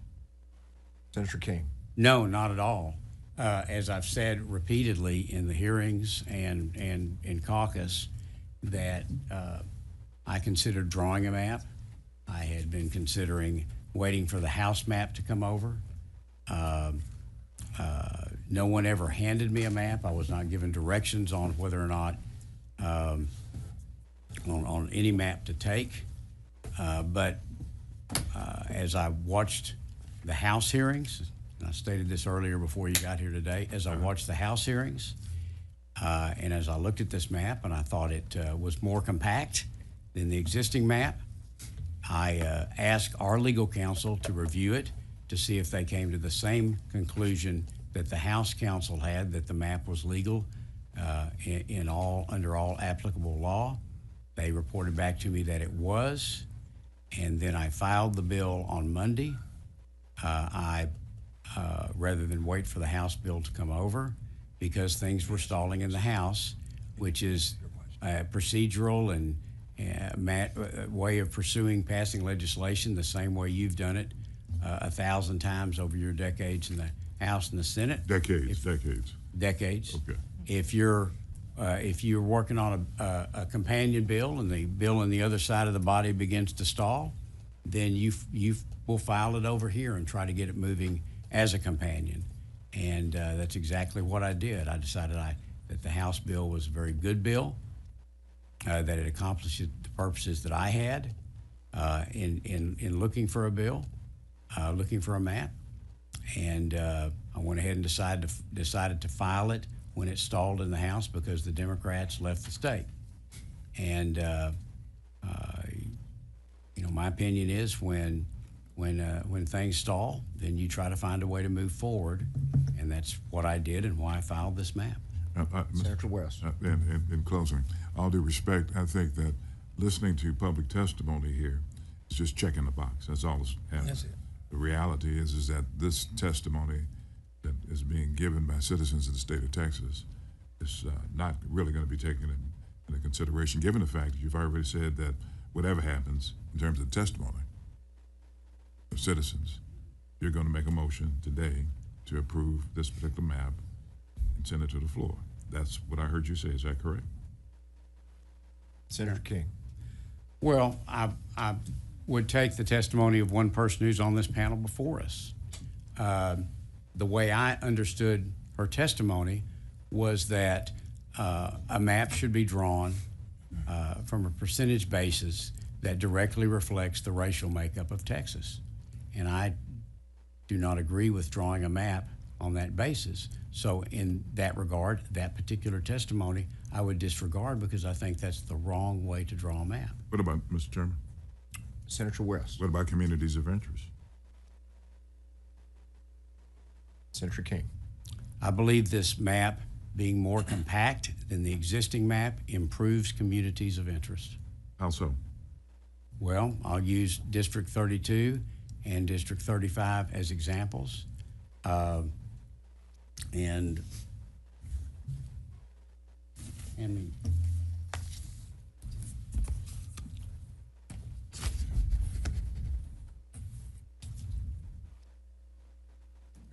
District 35, for example, now begins way south in Bexar County, takes extremely difficult jigs and jags as it progresses all the way up into northern Travis.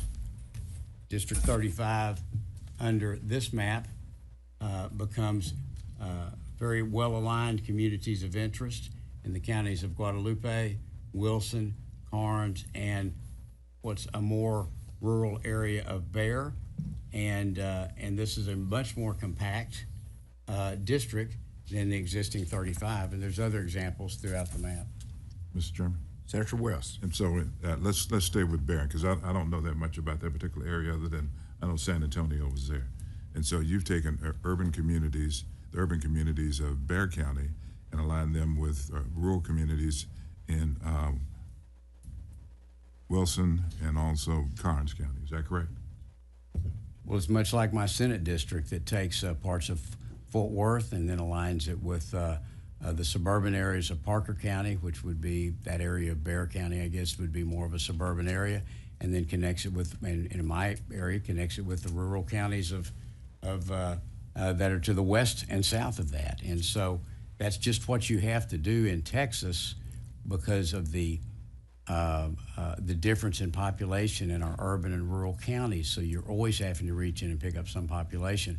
But what I'll tell you is just looking at the map, common sense tells you that a map that is compact, a district that is compact as opposed to one that is long and thin and jiggled and jaggled, that compact one is more compact. I don't know how else to put that. Again, I'm talking about communities of interest. So when you did your analysis for that particular area to make a determination as to whether those were communities of interest, what did you take into consideration, if anything? Well, I mean, generally speaking, an inner city area is going to have a little bit different primary issues before it than a suburban district might have, which will have a little bit different ones than what a rural area might have, although they all have overlapping issues. And so I think when you're trying to draw a map and you're trying to get 766,000 people into 38 districts, you obviously you're going to have to draw districts that are outside, that reach into urban areas, but also extend into rural areas. And I think when you compare, in this case, District 35 as example, the existing 35 to the proposed 35 in any common sense is more compact. Is that Senator West? Oh, okay. And members, I apologize. I'll save a lot of these questions for the floor. But again, out of all due respect, I asked about community of interest. You talked about compactness. I understand what you're talking about with compactness, but the question is, what factors did you take into consideration to make a determination as to whether or not there were communities of interest? Communities of interest. Let me finish, sir. Thank you. I'm sorry. And so the question is that communities of interest, I mean, do people have the same types of, I guess you could say they go to the same churches? Are they, what elements of communities of interest that's been recognized by law did you take into consideration? Well, it can be a lot of things. As you said, it can be the fact that that there's a River Oaks neighborhood. In the 35? I'm just throwing out a name of a neighborhood. Well, I was talking about 35. We'll call it Meadowbrook. I'm talking about 35. Okay. I'll do respect. No, you're not. No, it's not being with due respect. Let Senator I'm King trying to answer answer the the question. I'm trying to answer what you ask. What I mean by what I take into consideration in a community of interest, which is one of the traditional redistricting criteria. Exactly. All right. It can be many things. It can be a historic neighborhood, okay, or it can be the regional water areas. It can be the regional transportation areas, the TxDOT zones. It can be the economic development areas. And I'll use as another example, my home county of Parker, a large percentage of the folks in Parker County drive to Tarrant County for work. So so in that regard, there's a community of interest in the commuting, in the jobs that are provided in Tarrant County, and the families that live in Parker. Now as Tarrant moves into Parker and more of that business moves into Parker, we share that economic base. So communities of interest can be anything, and particularly in a county the size of Tarrant. Now, when you look at 35, you see those large rural counties, and you also see a larger population base in the more suburban area of and less developed areas of Bexar County, and they're going to be more aligned from a community of interest standpoint than they would if you had picked inner city San Antonio. And I think it's a very good district. Okay. And I'll also suggest that no one on this committee has offered amendments to change that district, and anybody is certainly available to, or has the option of offering amendment to change that district on the floor. But my point is, when I look at it, it is a much more compact district, and compactness takes into account geography and all the traditional redistricting criteria. And any common sense look at it says it's a more compact, better designed, easier to represent from a driving distance for the congressional member, and it's just a better district all around in its geography. Okay, it sounds like you've used the word compactness about 10 times. So Senator West. Mr. Chairman, it sounds like you used the word compactness several times in your response to me. I appreciate your response, but it seems like compactness was the number one element that you took into consideration in drafting or presenting this particular map. Thank you, sir. Members, any questions for this panel? If not, thank you each for your testimony. Senator Miles, you're recognized. Thank you, Mr. Chairman. Senator West, let me just answer your questions that you were trying to get answered as you exit. The gentleman's name is Adam Kincaid, who's out of Virginia, who wrote this map. And it's just coincidental that he runs the National Republican Redistricting Committee. Oh, yeah. Yeah. He's done so for a while now, and he lives out of Virginia. That's who actually drew this map. And for the numbers, Senator, we had 205 today, as of today. And I'd be generous in saying that 5 of those were for the map and the 200 were against. Now today we've got 117 signed up against the map and 3 for the map. So now what the chairman's going to do with those numbers, that's up to him. You asked him that question. He's going to have to give you that answer. Thank you. Thank you. Thank you, Senator Miles. We'll proceed with our public testimony.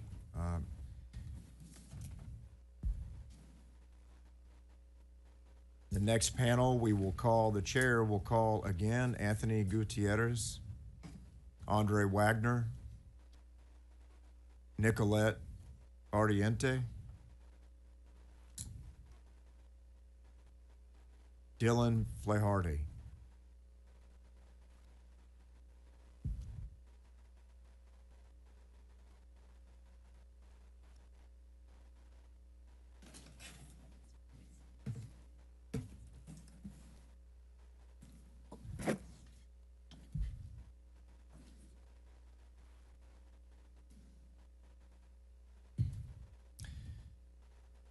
You may begin, sir. Thank you, Chair, members of the committee. I appreciate your time and allowing us to be here. My name is Dylan Flaherty. I'm here to represent myself. I'm also a candidate for Congress in Texas's 37th District here in Austin. I find myself incredibly frustrated with the purpose of this. There are far more pressing needs in Texas. Flood relief, public school funding, making lives for Texans better. And yet, we're bickering over partisan politics coming from the president. It's incredibly frustrating. I also want to call out something that I find incredibly disingenuous. The chair mentions that these maps are more compact, and he cites District 35 continuously. Yet District 11 in the new map spans from Pflugerville to west of Midland. As I'm sure that Senator Sparks would understand, the needs of Midland and the needs of Pflugerville are far different. And so saying that they're more compact, allowing for easier drivability, is a joke. Because it's a 6-hour drive from Pflugerville to Midland. Again, this is all coming from the President of the United States. And I don't understand, as Texans, why we're all of a sudden bending the knee to the federal government. As a Texan, I believe that we're Texans, that we stand above that. And as we sit here right now, the FBI has accepted to hunt down House members of Texas. And no one seems to be crying afoul to that. Now, if the roles were reversed, if this was the Biden administration or the Obama administration, I know all of you would be screaming from their rooftops. So I look at all of you today, and I ask you to reject this measure. To imagine if the roles were reversed, what would you say? Because this isn't democracy. You're not allowing us to choose our representatives, you're choosing your voters.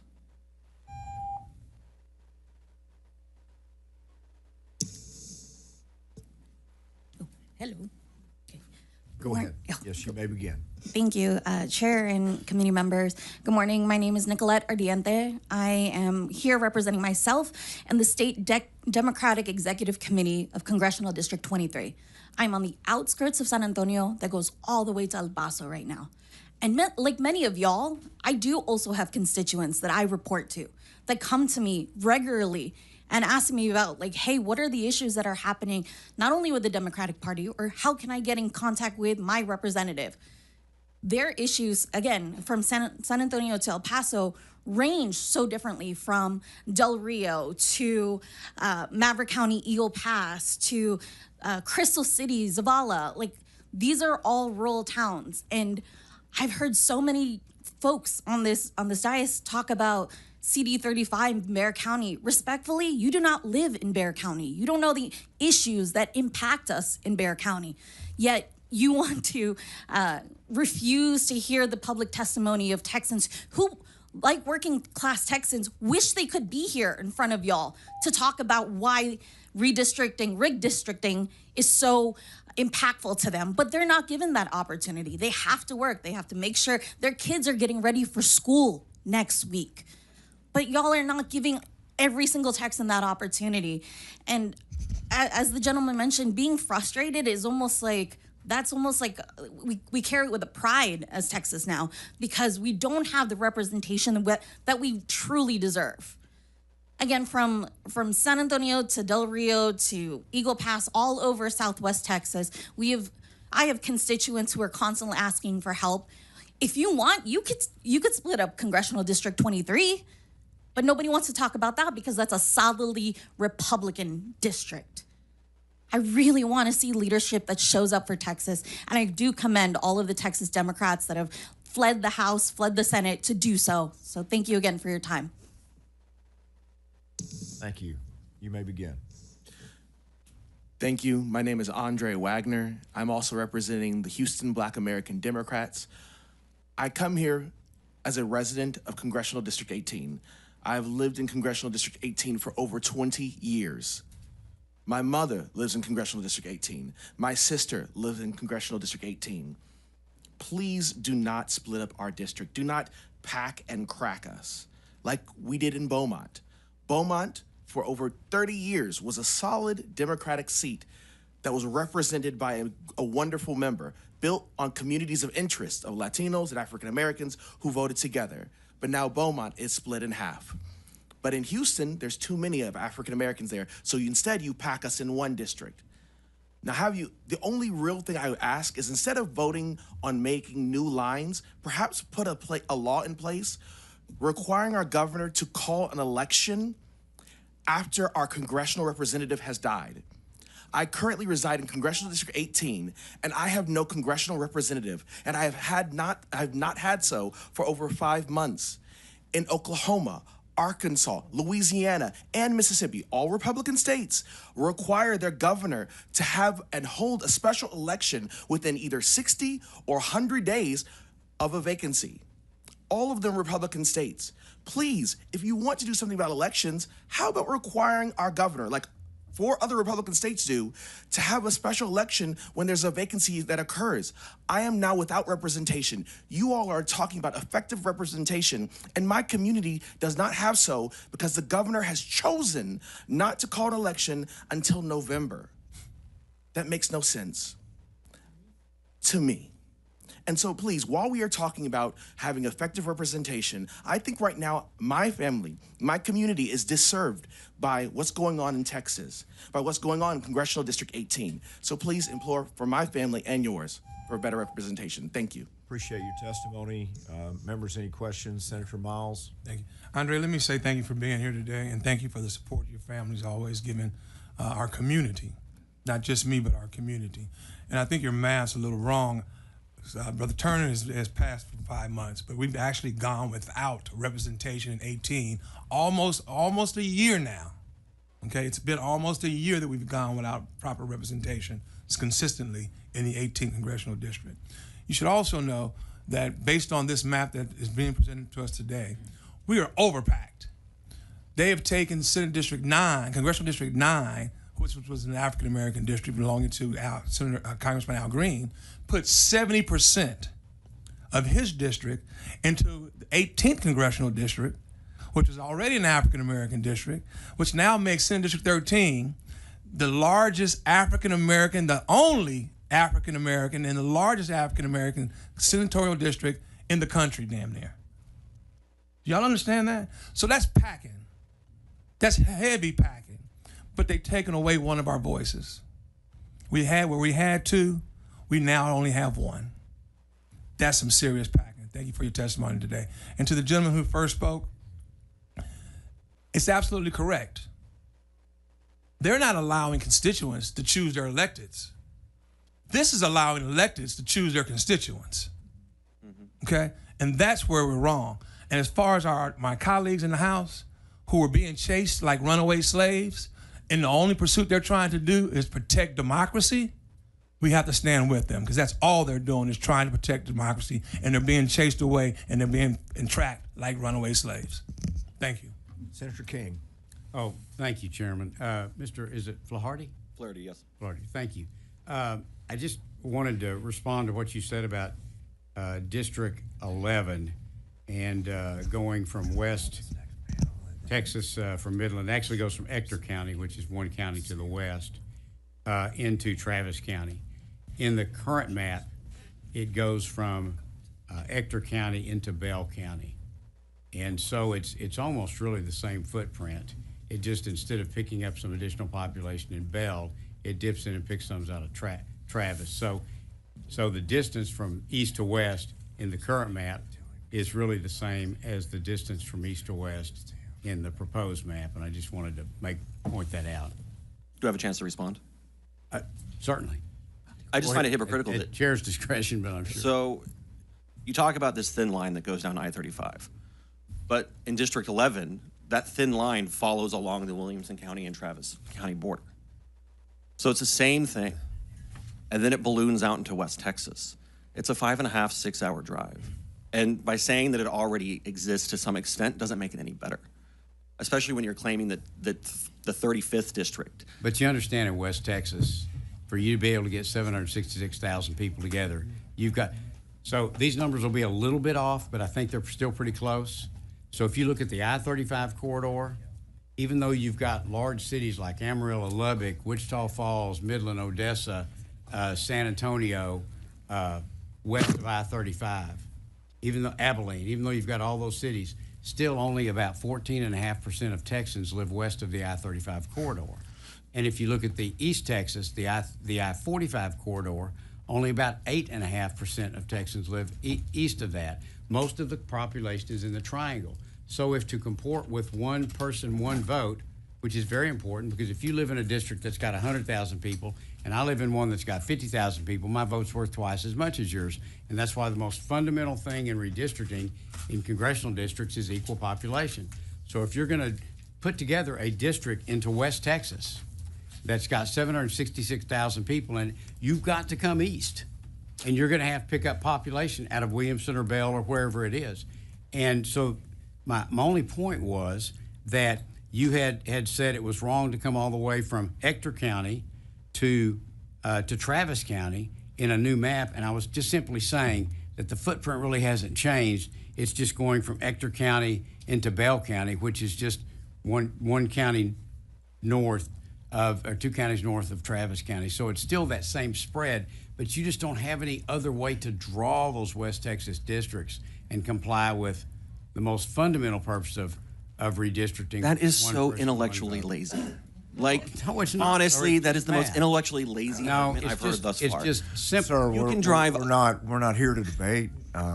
We certainly had Senator King as the author choose to make some comments based on testimony and offered you the opportunity to respond, but we have to continue along or we're going to lose witnesses that are on time frames to have to get back home. Thank you. So Thank you, thank Mr. you for Chairman. that, Thank Mr. you. Simple Chairman. math. Thank you for your testimony as well. Very much appreciated. We're all listening very closely. Thank you both as well. We'll call the next panel Dr. Craig Nazor, Robert Norris, Susan McNeil, Emily Amps. Please come forward, and we'll begin with Dr. Nazor. Hello, my name is Dr. Nazor. I'm the Conservation Chair of the State Chapter of the Sierra Club. Cyrus Reed, our Conservation Director, has submitted some really good points here about how this redistricting negatively affects people's power to control the kind of environmental issues we have. One point I'd like to say is about this compactness. District 10 has not been compacted since it was first drawn. It looks like a python that swallowed an elephant, and it continues to look that way, and it's highly unrepresentative. Another district that I'd like to talk about, it's in the valley actually, it's a couple of them, and it's about Corpus Christi. Corpus Christi Harbor is facing huge challenges with pollution. And desalination plants and LNG plants, and there's an ethane cracker plant there now. And what's happened, even though some of the districts may look more compact, they divide Corpus Christi up now into 3 different areas. And 127, it reaches around like a little snake to bite off a little Republican area, a really Democrat area right there. And what happens in Texas is, for instance, the TCEQ is not allowed to control cumulative impacts of pollution, just individual places. So when they built that ethane cracker plant, the TCEQ told Exxon that no, that's too much air pollution. Build 2 plants right next to each other and okay them each for half that amount, and we can do it. That was just dumb. And everybody saw through it. But now they're impacted with all this pollution, and they're communities of color, of minorities. And then you split them off into pieces, they can't even go to the EPA through their representative. This is wrong. This is wrong. Thank you for your testimony. Thanks for being here. Oh, Senator Hinojosa, you're recognized. Thank you, Mr. Chairman. And one of the comments I made initially when we started this hearing, that I was very concerned about Nueces County, the way it's being split, I think in 3 ways. And quite frankly, that's not being compact. And Nueces County, as you well know, besides we have the port, refineries, new interests coming in, we have a diesel plant being constructed that will be used as a template for the rest of the Gulf Coast. So all of that is sudden completely change around, which I don't think is very good for the communities in Corpus Christi and in the Coastal Bend area when you have that type of division within the county itself and the neighborhoods. But thank you for your testimony. And Sierra Club agrees with you there. Thank you. Thank you, Senator. Welcome. Pull that microphone close. Introduce yourself and give us your testimony. Thank you. Mr. Chairman, members of the committee, my name is Emily Amps, and I'm the Director of Politics and Policy at the Texas AFL-CIO, the state's labor federation with over 250,000 affiliated members across the state, including in your districts. And I'm here to testify on their behalf and for myself. When this weekends, there will have been 4 legislative hearings to discuss disaster response and how we can prevent more innocent lives from being swept away in the floods. And when this weekends, there will have been 13 legislative hearings to discuss congressional redistricting, something no Texan asked for and will further divide already fragile communities. That's time that should have been spent addressing what Texans do need: protection from damaging storms, wages that are enough to put food on tables and roofs over heads, access to health care and health insurance so our neighbors don't have to choose between their well-being and bankruptcy, shielding workers from wage theft and writing laws that protect workers from heat death. But instead, we're here because state leaders would rather bow to the pressure of a president that cares more about his political future than the future of our state. Pressures that will result in silencing even more Texans, including many workers, adding to the many voices already muted by the current district lines. Communities that have already been severed and neighborhoods already divided by this current map, which could be used already as a study in gerrymandering. This map, though, SB4, this bill, doubles down on gerrymandering and says, hold my beer. For example, fast-growing suburban communities like mine in Buda, Texas, just south of Austin, currently in Congressional District 21, already sliced and diced and put into district with rural communities that we have little in common with. I thought it couldn't get worse. I was proven wrong. If this passes and is signed into law, my house will now be on the edge of Congressional District 27, a district that will go from Hays and Travis counties to the Gulf of Mexico and Matagorda County. On a good day with no traffic, and those of us in Austin know there is no good days with no traffic, that's about a 3-hour and 10-minute drive. Doesn't sound very compact to me. And please, someone explain to me why a fast-growing suburb of the 11th largest city in the United States has in common with Palacios, Texas. And of course, it's a rhetorical question because we all know the answer is very little. So I urge you, as you move forward, please remember that your actions during this special session will have a real impact on real people. And there are real issues that need to be addressed. And also remember that you do not have to pass a map. Please don't forget that. And thanks for your testimony.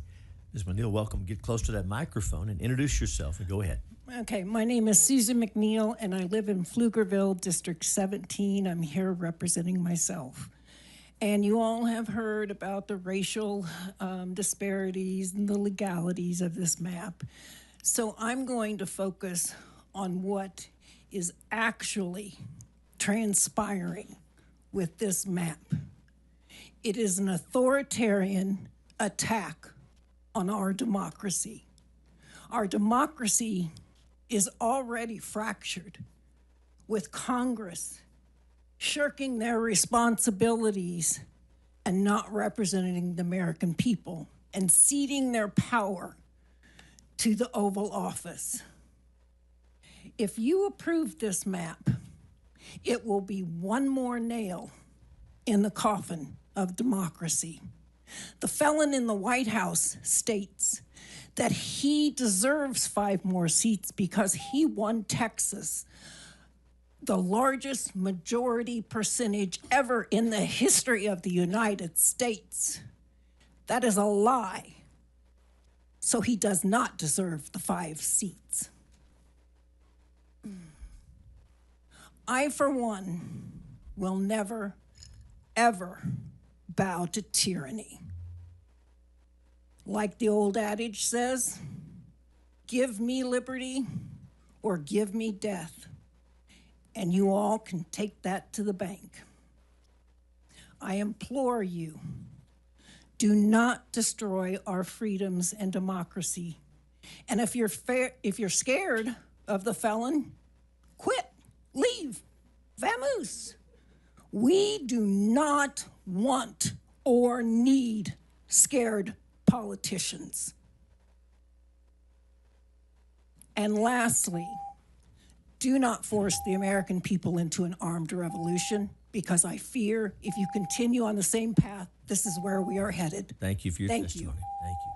Mr. Morris, welcome. Pull that microphone close. Mr. Norris, introduce yourself and go ahead. Thank you, Mr. Chairman. I'm Robert Norris, representing myself and opposed to Senate Bill 4.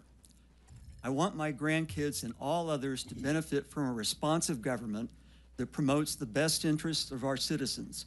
I want them to benefit from public schools that help develop intelligent and kind students. President Trump wants this legislature to adopt a new congressional map that will allow him to continue favoring wealthy and powerful Republicans. These are the same people who want to privatize and undermine our public schools. My grandkids, like me, have lived most of their lives in Travis County. The map you're considering will redraw our local districts, with the result that our excellent congressmen, Lloyd Doggett and Greg Casar, are less likely to be elected in the future. These congressmen are working to promote democracy and fairness and oppose cuts to our legacy safety net programs like Medicaid and food stamps. Also, communities of color in other parts of Texas will lose vital representation if this map is adopted. As you've heard, Texas has a shameful history of disenfranchising blacks and Hispanics, which Senate Bill 4 will continue. The map before you will have an adverse impact on many of the state's grandkids and everyday citizens, so I definitely oppose it. And I applaud the House Democrats who are doing the heavy lifting to thwart the Trump and Abbott power grab by going to other states. I'm finished. Thanks for your testimony. Senators, any questions for any of our witnesses on this panel? Well, thank you. You're excused. Thanks for your testimony. Call Anthony Gutierrez, Dr. Susana Carranza, David Wheeler, Nick Molberg. Looking for Anthony Gutierrez, there's Dr. Susana Carranza, David Wheeler, Nick Molberg.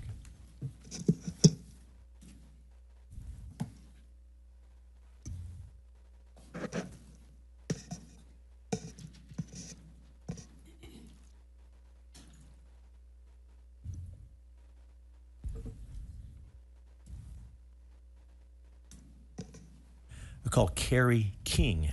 Is Carrie here wishing to testify? Carrie King.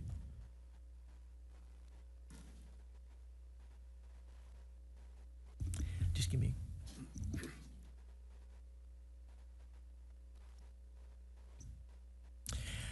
Francesca Fraga Leahy.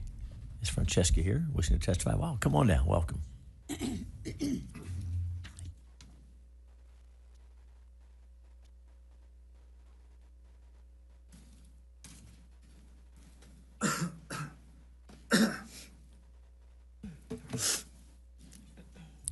Welcome to each of you. When you get situated, we'll start over here. Francesca, pull the microphone close, introduce yourself, and give us your testimony. Welcome.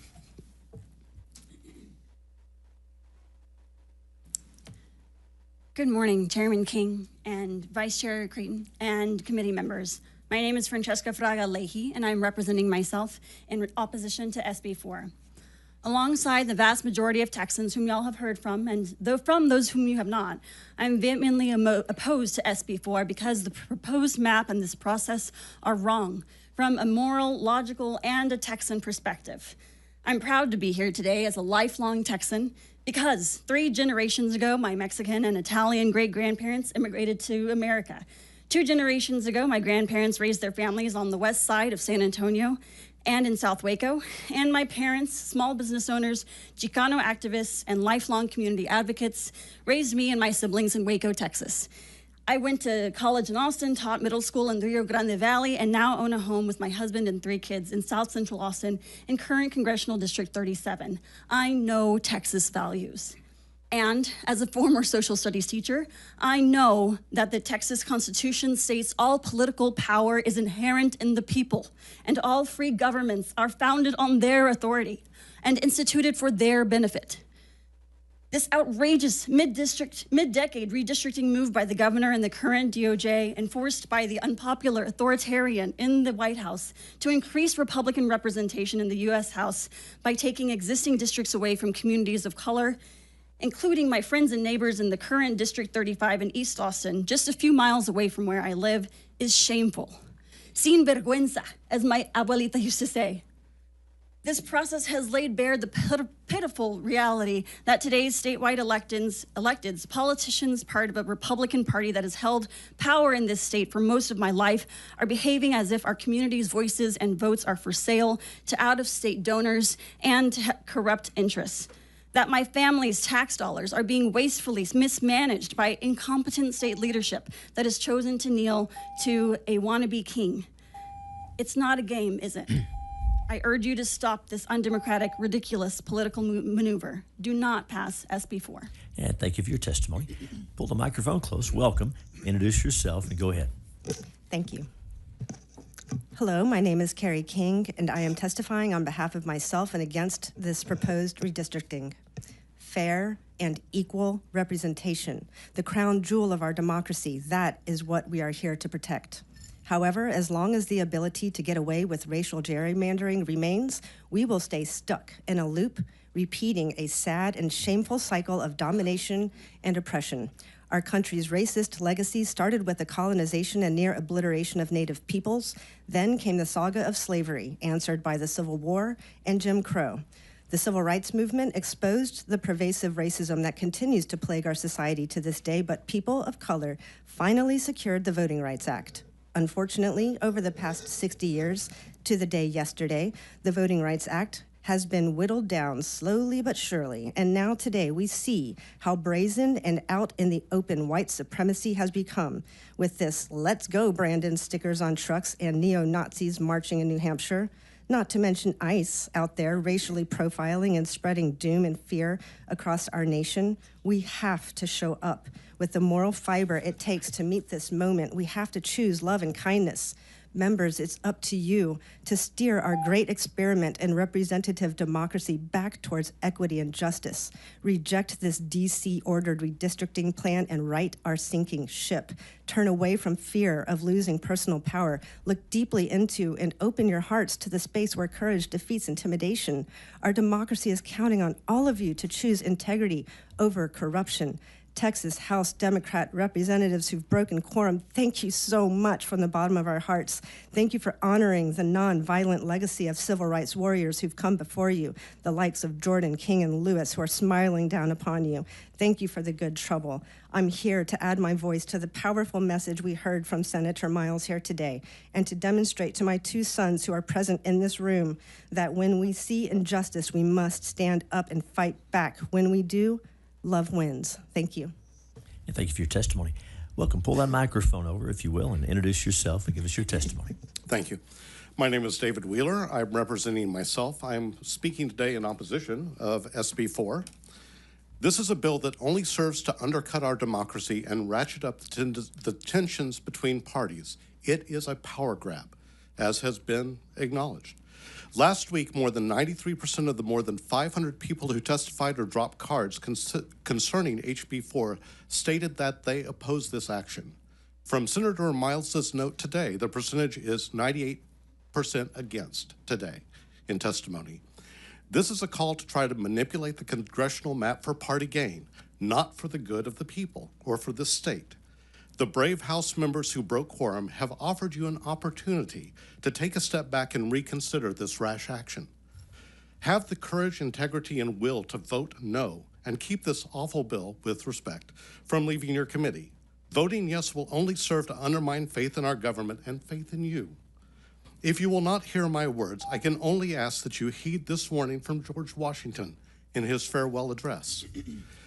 However political parties may now and then answer popular ends, they are likely in the course of time and things to become potent engines by which cunning, ambitious, and unprincipled men will be enabled to subvert the power of the people and to usurp for themselves the reins of the government, destroying afterwards the very engines which have lifted them to unjust dominion. The time that Washington warned us against is now. You have the power to step back from this precipice. Senators, please heed this warning from our first president. Serve democracy over party. Serve state over party, our state. This bill undercuts our great experiment. Vote against SB 4. Thank you. And thank you, Mr. for your testimony. Dr. Carranza, welcome. You know how to do this. Get that microphone close. Introduce yourself and go ahead.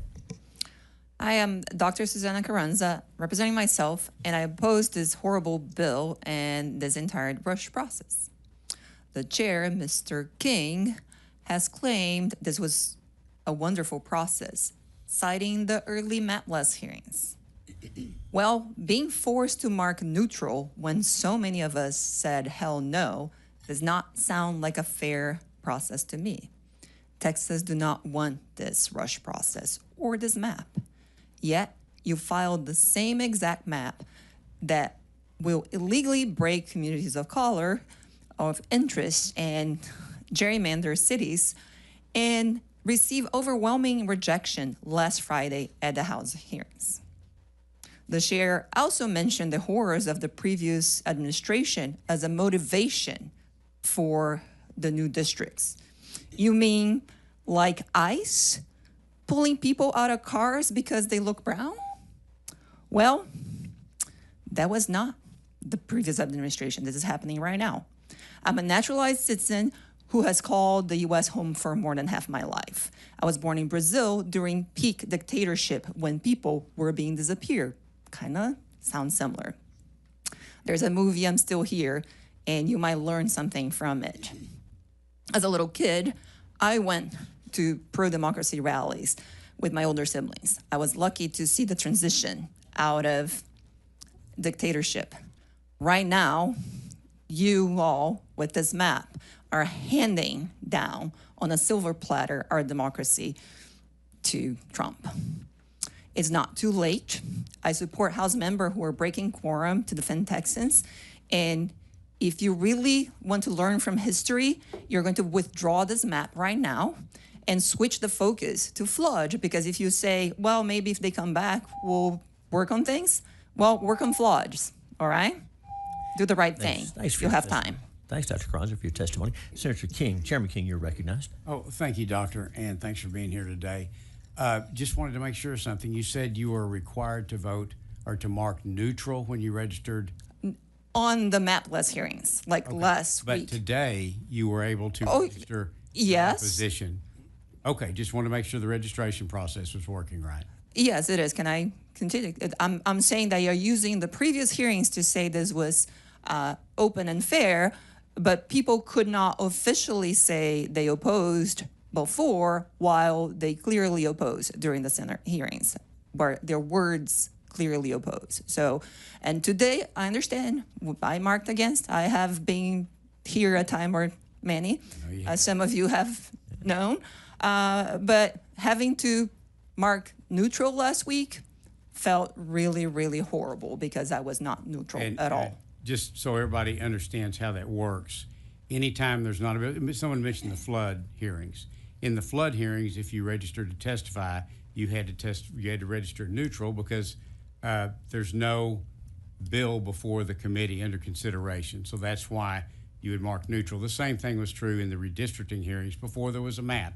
That's exactly why we're having public testimony today, is because we have a map and we wanted people to be able to register that they're for it, neutral on it, or against it. So that's why that occurred earlier. But now that there is a map, a bill, that anyone who registers to testify can register their opposition to it. So just that's kind of how that works for the general public's knowledge. Now, I know you know that, Doctor. I understand the process, yes.